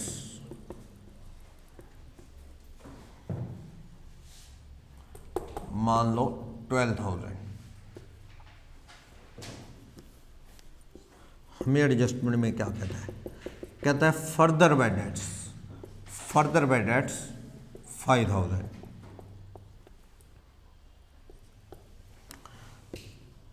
make provision for doubtful and bad debts 8%। ये हमें क्वेश्चन दे रहा है, ठीक है। तो हमें क्या करना है, बैलेंस शीट में इसका ट्रीटमेंट देखना है सारा, और इसका अकाउंट बना के प्रैक्टिस करनी है। वैसे रिजल्ट वही रहेगा, हालांकि इस चैप्टर के पॉइंट व्यू से तो जैसे मर्जी कर लो, सोल्व करने से मतलब है, लेकिन हमें इसका अकाउंटिंग ट्रीटमेंट आना चाहिए। जैसे यहां डेटर कितने दिख रहे हैं, 1,05,000 दिख रहे हैं, 1,05,000। बैड डेट्स दिख रहे हैं 10। इस 10 का क्या डेटर से ये 10 कटेगा? नहीं कटेगा। ये कहां जाएगा? सीधा balance sheet, sorry profit and loss, क्योंकि ये बैड डेट्स की एंट्री हो चुकी है, टीवी के अंदर है। क्या एंट्री हो चुकी है? एक मिनट, हाँ जी आप करो, दोनों में से कोई बताओ। Bad debts account debit to debtor, correct? Bad debts account debit to debtor correct नहीं है, तो क्या सही है? Bad debts to provision for doubtful debts, ये सही है? गलत है, फर्स्ट वन करेक्ट है। Bad debts to debtor entry हो चुकी है। Bad debts account debit to debtors, ये 10,000 की एंट्री हो चुकी है। बैड प्रोविजन तो कैसे बनता है प्रोविजन? हाँ जी, वो तो बाकी पे बनेगा, वो तो छोड़ो, मैं कह रहा हूं जर्नल बनाओ। ये प्रोविजन जो बनाते हैं आप अक्सर कैसे बनाते हैं? लास्ट ईयर का बना पड़ा है, लास्ट ईयर का बना पड़ा, ये कैसे बना होगा last time? Profit and loss account debit to provision for bad debts, और ये प्रोविजन तो यूज होगा, इस तरह से तो बना ये P&L टू प्रोविजन। अब ये यूज होगा तो बैड डेट्स को राइट ऑफ करने में, यानी प्रोविजन अकाउंट डेबिट होके यूज होगा ना, खत्म होगा। Provision for bad debts debit to bad debts होके यूज होगा। इसकी एंट्री क्या हो चुकी है? Bad debts to debtor, debtor यानी कि 1,15,000 रुपए के रहे होंगे 115, उसमें से बैड डेट्स काट दिया 10, तो कितना रह गए? 1,05,000। ये ऐसी एडजस्टमेंट है जो अक्सर 99% स्टूडेंट गलत करते हैं, चाहे +2 के अंदर 100 में से 100 स्कोर किए उसने, क्योंकि चल जाता है ना। मैंने आपको बताया था कपड़े बताने हैं कौन से डाले हुए थे, कहता वो तो याद ही है, तो चल जाता है वो, लास्ट में एग्जाम्पल लिया था तो। लेकिन फिर भी कई बार कंसेप्ट पूरा नहीं होता। चलो, वैसे तो बैड डेट्स टू डेटर है, और next entry provision for bad debts debit to bad debts है। ये राइट ऑफ होगा 10 कहां से? P&L से नहीं, प्रोविजन अकाउंट से, ऐसे। लेकिन क्या इस बैड डेट्स की एंट्री हुई? इस 5 की नहीं, भूल गए। एडजस्टमेंट मतलब भूल गए, करो। Bad debts to debtor entry करनी पड़ेगी, ये जो भूल गए। Bad debts debit to debtor कितने रुपए? 5, यानी इससे डेटर कम होंगे, कम हुए नहीं। तो बेस्ट है इसके लिए क्या बनाया जाए? प्रोविजन फॉर बैड डेट्स का अकाउंट बनाया जाए। कैसे? ओपनिंग बैलेंस किस साइड है ये प्रोविजन? बताओ मुझे, किस साइड है? क्रेडिट, तो 9,000 क्रेडिट में ही आएगा। ओके, फिर देखो आपने इसकी एंट्री कर दी, भूलिए नहीं, बैड डेट्स टू डेटर। इसकी भूल गए तो करी। अब bad debts to debtor, debtor क्या हो गए? कम हो गए। तो यहां से देखो फर्दर बैड डेट्स का अमाउंट कम करना है, डेटर का अकाउंट बना के दिखाना है, दिखा सकते हो, जरूरत नहीं है। डेटर अकाउंट बनाओगे तो आप लिखोगे टू बैलेंस ब्रॉट डाउन 1,05,000, ये तो ऑलरेडी कट चुका है, बस ये वाला काट दोगे। By bad debts, 5। डेटर कितने के रह गए? 1 लाख। 1 लाख के रह गए। Okay, debtor 1 lakh, 5000। तो 2 बैड डेट्स डेबिट हो गए, एक 10 हो चुका है और एक अब किया, टोटल कितना? 15। इनको कहां से राइट ऑफ करना है? ये देखो प्रोविजन, इसको भी कहां से करना है? प्रोविजन फॉर बैड डेट से। डेबिट 5000, 2 बैड डेट्स, दोनों ही प्रोविजन से राइट ऑफ होंगे ना। अगर प्रोविजन से राइट ऑफ नहीं करते तो प्रोविजन बनाया किस लिए? बैड डेट्स को कवर अप करने के लिए तो बनाया है। तो आप यहां पे लिखेंगे 2 बैड डेट्स अकाउंट, कितने रुपए? 10 एक 5 एक, टोटल कितने रुपए आ गया? 15। इसका मीनिंग क्या हुआ? इसका मीनिंग हुआ कि लास्ट टाइम आपने आइडिया था कि 9000 बैड डेट्स होंगे, शायद आपने प्रोविजन कितने का बना लिया? 9। लेकिन कुछ बैड डेट्स पहले पता है, कुछ याद नहीं है, मिला के कितने हो गए? 15। मीनिंग 6000 का प्रोविजन कम रह गया।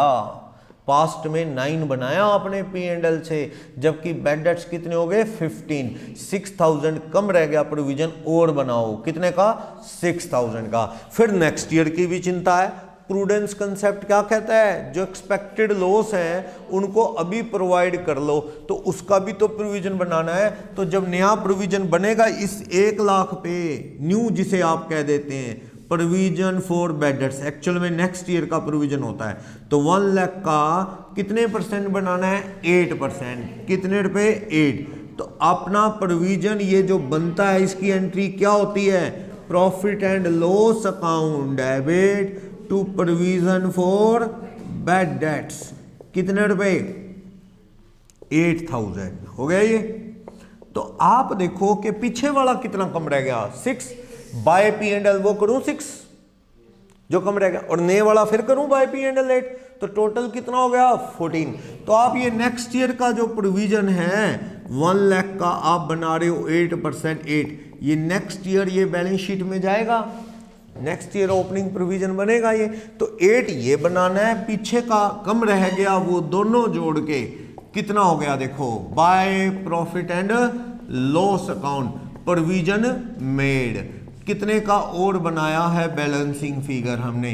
14। ये 14 फिगर कैसे आई आपको पता लग चुका है। 6 पीछे का कम रह गया, 8 नेक्स्ट ईयर के लिए इंतजाम करना है, टोटल कितना? 14। हालांकि बैलेंसिंग फिगर नेट जो आना है आ जाएगा अपने आप 14। आपके P&L में क्या जाना है? यहाँ पे 14, सही है। बाकी वो आप अगर ये अकाउंट बनाते हो ना तो आपको सीधा लिखना है to provision for bad debts 14 बस। लेकिन आप ऐसे करते हो तो आंसर वाइज ठीक है, आप लिखते हो बैड डेट्स कितने अंदर? 10,000, फिर आप जोड़ते हो उसमें क्या? फर्दर बैड डेट्स कितने रुपए? 15। फिर आप करते हो ऐड क्लोजिंग प्रोविजन, कितना ऐड करते हो? क्लोजिंग प्रोविजन, न्यू प्रोविजन नाम देते हो आप, न्यू प्रोविजन कितना? 8। फिर आप लेस करते हो उसमें से क्या? ओल्ड प्रोविजन, जो पुराने साल का पड़ा है, कितना पड़ा है? 9। तो आप नेट कितना बनाते हो ये सब करके? 14। वही अपन ने 14 लिखा है, पर लॉजिक ये है। बाकी वो जो चीज़ है ना, ये बैड डेट्स ऐड फर्दर, इसी से बनी है। देखो, bad debts 10, add further bad debts कितना? 5, 15 हो गया। ऐड न्यू प्रोविजन जिसे नाम दे दिया 8, तो 15 और 8 23, लेस ओल्ड वाला 9, 23 माइनस 9, इसी पे ले आया वो 14। ये वही बात है कि अपन ने वो मैन्युफैक्चरिंग अकाउंट बनाया, वो चीज़ वही है, फॉर्मूला लिखते हैं आप उसका, चीज़ वही है लेफ्ट राइट साइड वाला, लेकिन आपको ये अकाउंट आना चाहिए। अगर ये अकाउंट आता है ना तो आप गलत नहीं करेंगे। बात ये है, पहले तो बैड डेट्स की एंट्री समझनी है आपने। बैड डेट्स टू P&L या टू प्रोविजन कभी नहीं करना, क्योंकि यादों को ये तो याद है कि बैड डेट्स एक लॉस है, डेबिट होगा, लेकिन टू कभी किया ही नहीं हमने, क्योंकि हमने सीधा यही डाला bad debts add further bad debts add provision, journal बना ही नहीं। पर ये याद है कि बैड डेट्स एक एक्सपेंसेस है, डेबिट, तो लेकिन टू प्रोविजन कर देंगे तो प्रोविजन क्या है, मतलब क्रेडिट होने से प्रोविजन तो P&L से बनता है, लॉजिक खत्म हो जाता है उसका। बल्कि बैड डेट्स को तो प्रोविजन से राइट ऑफ करना है, तो आप जर्नल बनाओ, bad debts account debit to debtor. याद है तो कर दी, नहीं याद तो करो, bad debts account debit to debtor, further वाली एंट्री भूल गए आप, करो, डेटर काटो बैड डेट्स डेबिट, ये दोनों बैड डेट्स डेबिट हो गए, 10 और 5 कहाँ जाएंगे, P&L टू बैड डेट्स। ये देखो sorry provision account debit to bad debts, ये राइट, नया प्रोविजन पुराना प्रोविजन। ठीक, कभी कभी ये लास्ट वाला ओपनिंग बैलेंस ज्यादा होता है, कभी कभी मान लो मैं ये कह दूं कि डेबिट साइड में 29 है, ये 29, ये लो 29, इसका मतलब तो ये हुआ कि आपका पास्ट का इतना बच गया, देखो 29 माइनस 15 इतना बना लिया था पिछले सालों के प्रॉफिट से 14, जबकि 8000 नेक्स्ट ईयर का भी यूज कर लेना तो भी बचा पड़ा है। समझ आ रही है बात क्या है इसका, भाई 29 बना रखा था, आपके बैड डेट्स हुए 15, कितना बच गया पास्ट का 14, यानी आपका आइडिया गलत हुआ, आपने सोचा बहुत डूबेंगे जबकि डूबे उतने हैं नहीं, तो 14 बच गए, 14 बचे, नेक्स्ट ईयर के लिए कितना चाहिए, सिर्फ 8, तो हमें वो भी यूज कर लें तो भी कितना बच गया 6।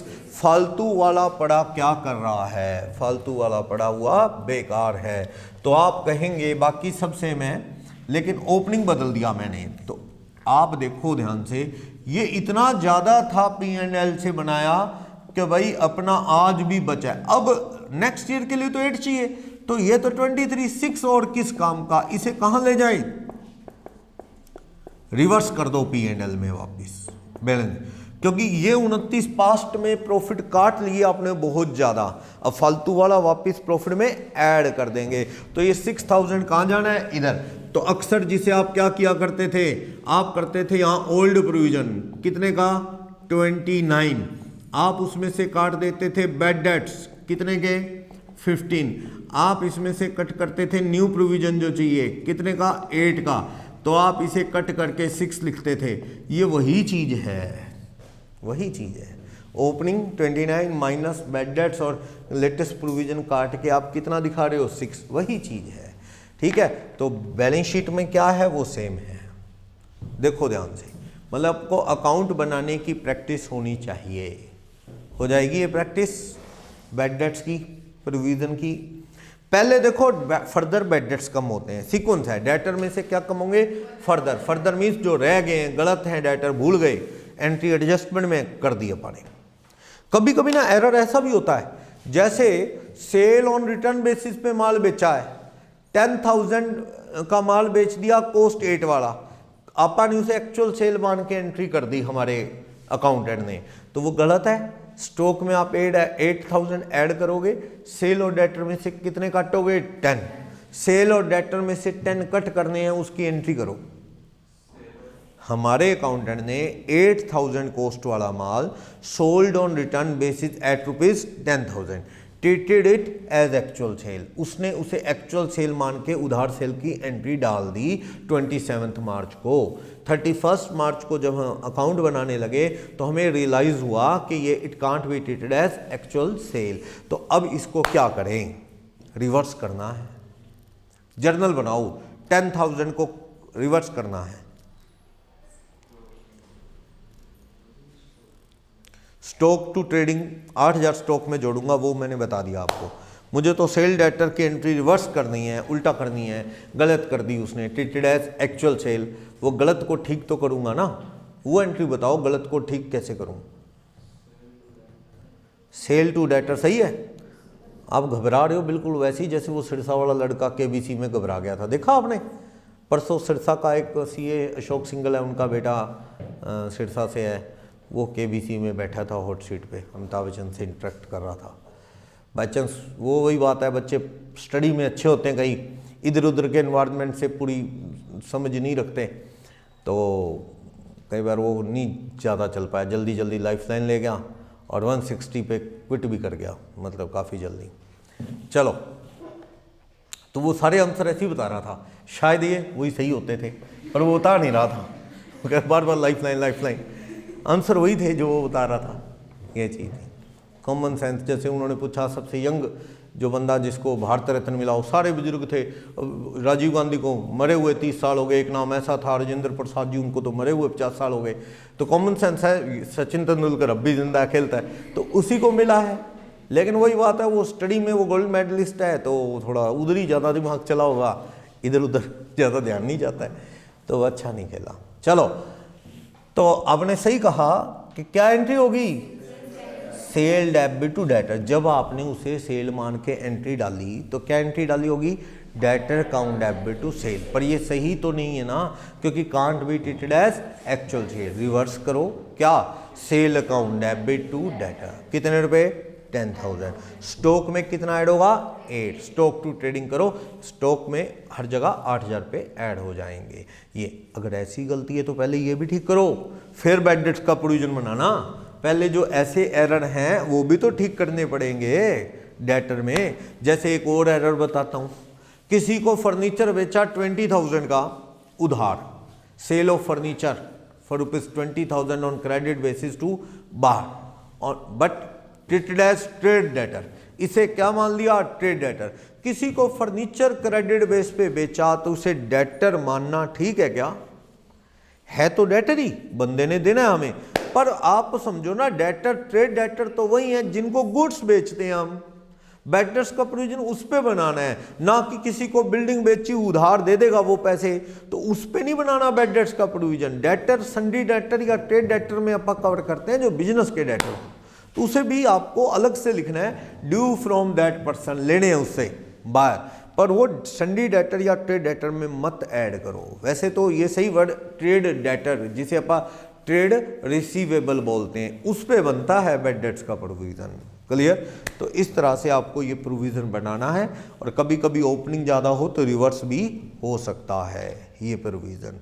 एडजस्टमेंट की गेम है, ये तो एंडलेस है। आप जर्नल और ये सब पढ़ते जाओ, फिर उसके बाद ये सारी चीज़ें क्लियर होती हैं। ट्रायल बैलेंस का चैप्टर भी आपने पढ़ लिया है, और जिसके पास भी अगर कोई चैप्टर की रिक्वायरमेंट है और आपको लगता है कि ये चैप्टर पढ़ना है, हमें ध्यान नहीं, तो आप हमें मैसेज करो, हम आपको मेल कर देंगे। कई बार होता है ना, आप अपनी रिवीजन चलते रहो जितना भी टाइम बचता है। ये नहीं कि यहाँ जो करना है वही, यहाँ वाला तो हो सकता है आपका मोस्ट फैमिलियर चैप्टर हो, बहुत जल्दी आपने थोड़ा सा क्विक रीड किया, सारा ही आता है आपको, तो जो टाइम बचा आप वो चैप्टर पढ़ लो जो काफ़ी दिन पहले आपने पढ़ा है। स्टडी तो जितनी बार भी रिपीट कर लोगे, 2 बार 3 बार, उतना ही अच्छा है।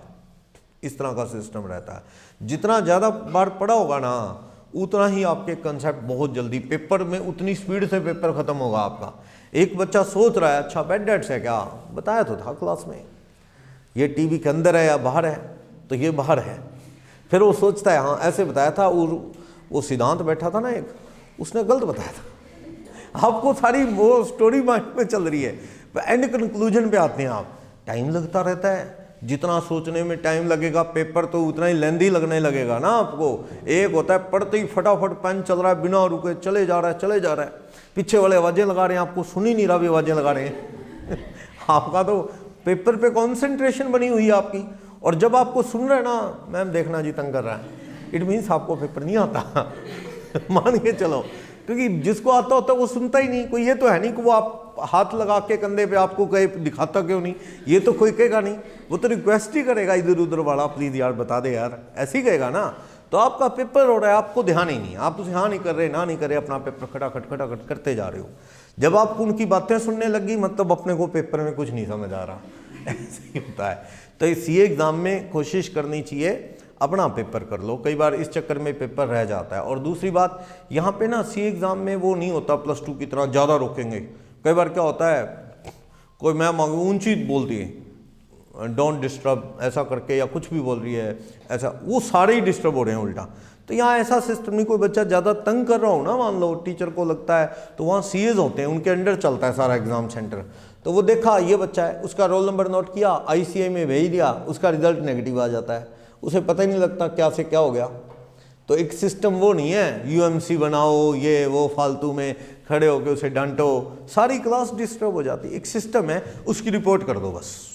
2 बार रोक दिया, नहीं मान रहा, अब ये तो है नहीं कि उसे खड़ा करके उसको कहेंगे भाई ये नहीं कर रहा, तू वो नहीं कर रहा, या बाहर खड़ा कर देंगे या कुछ, ऐसा कुछ नहीं होता। वो पेपर करता रहेगा, बस उसकी रिपोर्ट कर देते हैं, उसके बाद फिर वो दिक्कत हो जाती है, रिजल्ट पे इफेक्ट आ जाता है उसका। इस तरह का सिस्टम रहता है, तो ऐसे बिल्कुल नहीं करना चाहिए। कई बार पेपर वैसे भी, अगर मान लो बिल्कुल किसी ने कॉपी कर लिया आपका क्वेश्चन, आपका आंसर एज इट इज़, मान लो तमन्ना पेपर कर रही हैं, इनके साथ दीपिका बैठी हैं, दीपिका का तमन्ना ने या तमन्ना का दीपिका ने, ये नहीं मैं बता रहा किसका किसने किया, आपको मेरा ही कॉपी कर लिया। तो कॉपी कर लिया, मान लो जिसका फर्स्ट एग्जामिनर ने क्वेश्चन चेक किया वो गलत हो गया, पीछे वाले ने भी वही गलती की। अब बड़े सही हो जाता, कोई दिक्कत नहीं थी, फिर तो भाई सही करेंगे हम, उसने सही किया तो मैं गलत थोड़ी कर दूंगा, अपा भी सही करेंगे। लेकिन दिक्कत तो यह कि उसका टोटल गलत हुआ है, फर्स्ट वाले का जिसका चेक किया कि टोटल करना था 148, कैलकुलेटर पे कोई डिजिट गलत प्रेस हो गया, 128 टोटल हो गया। पीछे वाले का भी 128 हो गया, कैलकुलेटर उसका कैसे गलती कर गया, समझाया ना। तो एग्जामिनर को इस तरह की चीज़ों से पता लग जाता है कि ये कॉपी केस है, ये आगे पीछे वालों का बिल्कुल गलती वही कर रहा है, वही जो कर रहा है। पेपर में लिखा है जीपी 20% ऑन सेल, आपके दिमाग में पता नहीं 25 चला गया कहीं से, आपने उठा के 25 से कर दिया, पीछे वाले ने भी 25 से कर दिया। अब ये गलती तो नहीं हो सकती पीछे वाले से, सेम कि पढ़ते हुए आपने 20 पढ़ लिया जल्दबाजी में, पीछे वाले ने भी क्वेश्चन में 20 पढ़ लिया। ऐसे केस में वो केस नहीं बनाते कि कोई केस बनाओ या कुछ, वो अंडर मार्क्स मार्किंग कर देते हैं, उसकी मार्क्स कम काट कूट देते हैं, नंबर कम लगा देते हैं। क्या करोगे आप, वो फालतू नहीं, वो फालतू के डिस्प्यूट में नहीं पड़ता सीए इंस्टीट्यूट। इस तरह के केसेस होते हैं कि वो रिजल्ट उसका फिर क्या आ जाता है, वो उसके मार्क्स नहीं देगा, या 5 मार्क्स का उसका सिंगल मार्क्स अलॉट कर देगा। इस तरह उसको आप फिर कैसे चैलेंज करेंगे कि सिंगल ही क्यों दिया है, इसका 1 नंबर ही क्यों दिया है। तो ये थोड़ी सी प्रॉब्लम रहती है, इसलिए कॉन्सेंट्रेट करो। हेल्प तो ये है, ठीक है, लास्ट के 15 मिनट 10 मिनट अगर बचे हैं, आपका पेपर हो गया बहुत अच्छे से, तो आप चलो ठीक है, थोड़ा बहुत किसी को थोड़ी बहुत हेल्प कर दी। अदरवाइज कहीं अपना ही पेपर रह जाए तो उसका कोई फ़ायदा नहीं रहता। और पूछ के कितना कर लेगा, MCQ में तो हो सकता है चल 3-4 MCQ फटाफट पूछ लिए। लोग बड़े शातिर होते हैं, वो मिला लेते हैं। जैसे पेपर तो एक ही आता है आपका 100, ऐसा नहीं होता कि ABCD अलग होगा, पेपर आपका एक ही आएगा, क्वेश्चन आगे पीछे होंगे। आप लोग दो लोग इधर एक बेंच पे हैं, इधर दो इधर, आपका ABCD कोड है, तो आपके क्वेश्चन 100 वही हैं, रिशफल किए होते हैं वो भाई। आप फिर वो इंटेलिजेंट लोग क्या करते हैं, आप इनको क्या नाम है आपका, सृष्टि, नीतिका। सृष्टि ने नीतिका को कहा कि आपका फर्स्ट क्वेश्चन बताना, नीतिका ने बताया, सृष्टि ने देखा मेरे पास कहाँ है, पता लगा ये क्वेश्चन जो है ये 4 नंबर है। फिर इन्होंने सेकंड पूछा, आपका 5 है, आप समझ गए कि ये अगर 40th क्वेश्चन बता रही हैं तो आपका कौन सा है 43। बस फिर तो कहानी सही होगी भाई। वो कह रही है कि मुझे 60th बता दो, तो आप कौन सा देखेंगे 63। वो पहले 15 मिनट 10 मिनट 5 मिनट लोग ना ऐसे ही वेस्ट करते हैं कोड मिलाने में, ठीक है। वो देखा सारा ऐसे ही होता है वो, क्योंकि वो ऐसे ही करते हैं। अलग अलग पेपर देंगे अगर 4, तो चेक कैसे होंगे अलग अलग 4। और दूसरी बात, फिर बच्चों को असेस आप सही बराबर नहीं कर सकते। मान लो चारों अलग अलग क्वेश्चन पेपर ही दे दें, तो हो सकता है उनका बहुत टफ आ जाए, आपका बहुत ईजी आ जाए, तो फिर वो गलत है ना।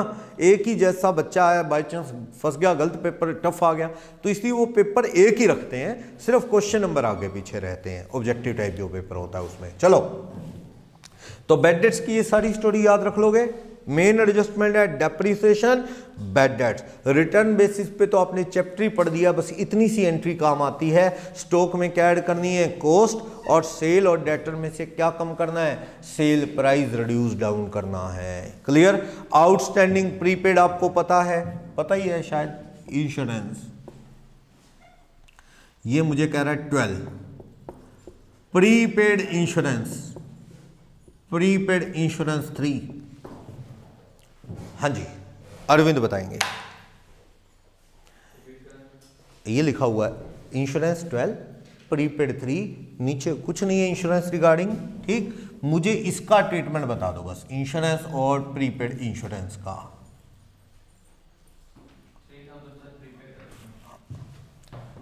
प्रीपेड मतलब मुझे बता दो बैलेंस शीट P&L में कितना कितना लिखूं, ट्रीटमेंट बता दो बस। बैलेंस शीट और P&L में कितना कितना लिखूं,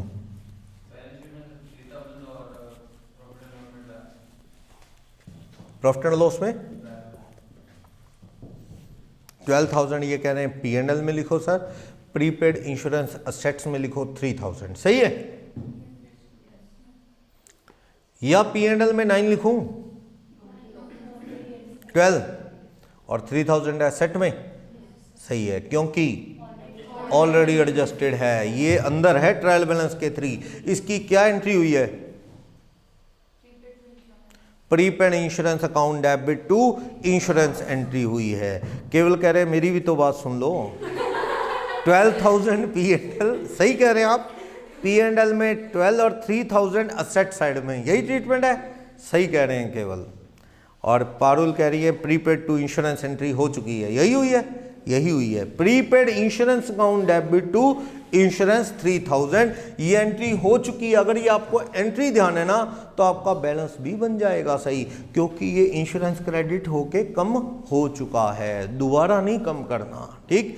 प्रीपेड इंश्योरेंस टू इंश्योरेंस यानी श्योर आपने साल के बीच में इंश्योरेंस कितना पे किया? एक मिनट, हाँ जी अरविंद, अब आप गलत चल रहे हो।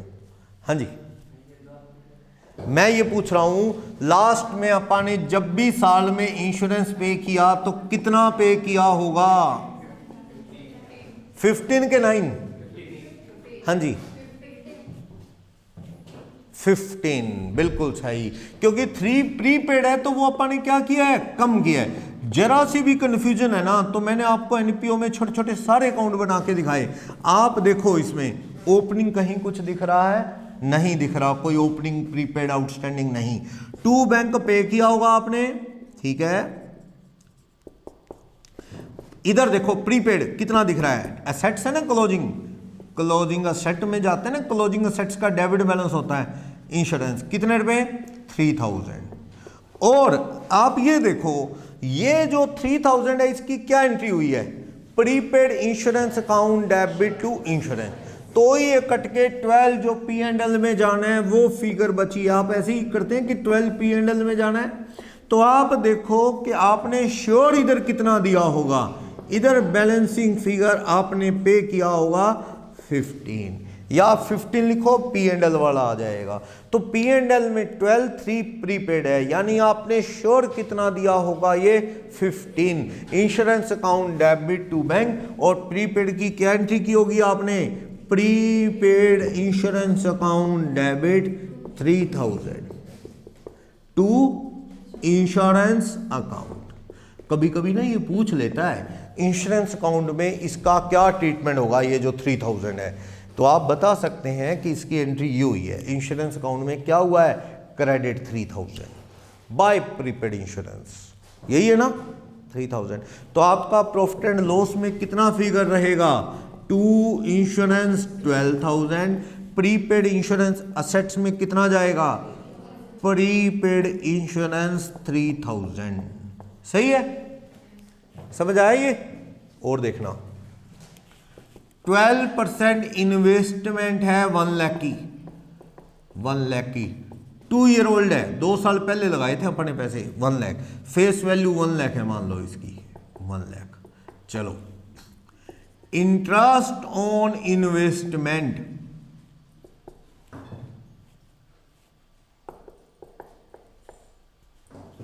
मुझे इस इंटरेस्ट का और इन्वेस्टमेंट का कहां कहां क्या ट्रीटमेंट करूं ये बताना आपने।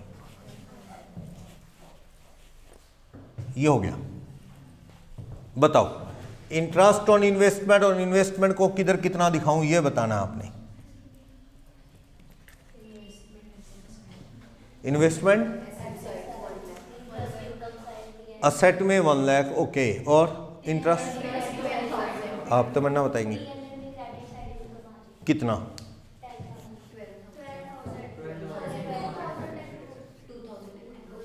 रॉबिन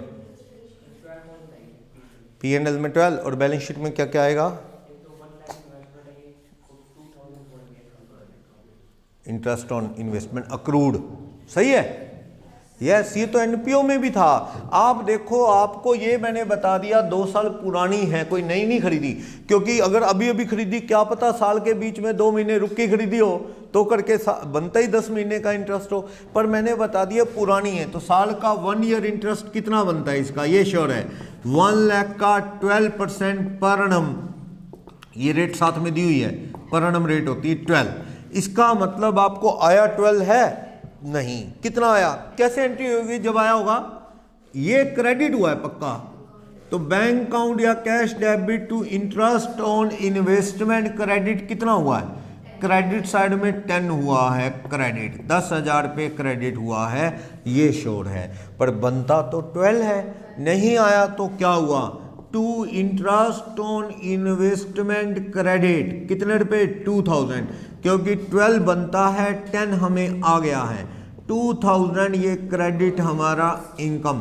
तो अक्रूड इंटरेस्ट ऑन इन्वेस्टमेंट कितने रुपए? 2000। ठीक, तो आप इधर दिखा दें बैलेंस शीट के अंदर 12% इन्वेस्टमेंट कितने रुपए? लाख रुपए। ठीक, और अक्रूड इंटरेस्ट कितने रुपए शो कर देंगे? 2000। क्रेडिट कितना हो गया? इंटरेस्ट 10 ये और 2 ये। एंट्री क्या होगी? Interest on investment account debit to profit and loss account कितने रुपए? 12,000।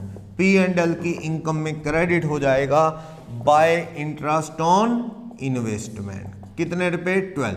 या फिर आप ऐसे किया करते थे कि interest on investment receive 10,000 plus add करते थे अक्रूड इंटरेस्ट 2,000। 12 करना है इनकम में और बैलेंस शीट में 1 लाख और 2,000 आएगा। कोई डाउट है क्या इससे रिगार्डिंग? तो इसमें मेन गेम आपको P&L बनाना वो कोई मुश्किल काम नहीं, अगर एडजस्टमेंट आती है वो कोई बड़ी इशू नहीं है।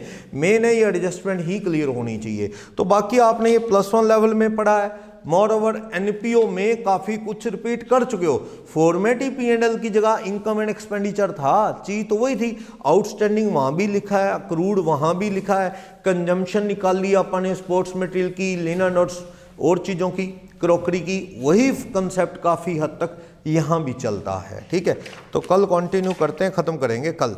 काफ़ी एडजस्टमेंट अपन ने पढ़ ली हैं, तो मैं आज आपको क्लासेस भी इसकी फॉरवर्ड करूँगा। आप वो जो लास्ट में लगी थी डिटेल्ड वो भी आप थोड़ा ना जैसे रिवाइज करना है तो उन क्लासेस की ही स्पीड आप बढ़ा के देख लिया करो। तो स्पीड उसकी जैसे 1.5x कर लो, थोड़ा सा स्पीड से चलेगा, जल्दी क्लास ख़त्म हो जाती है।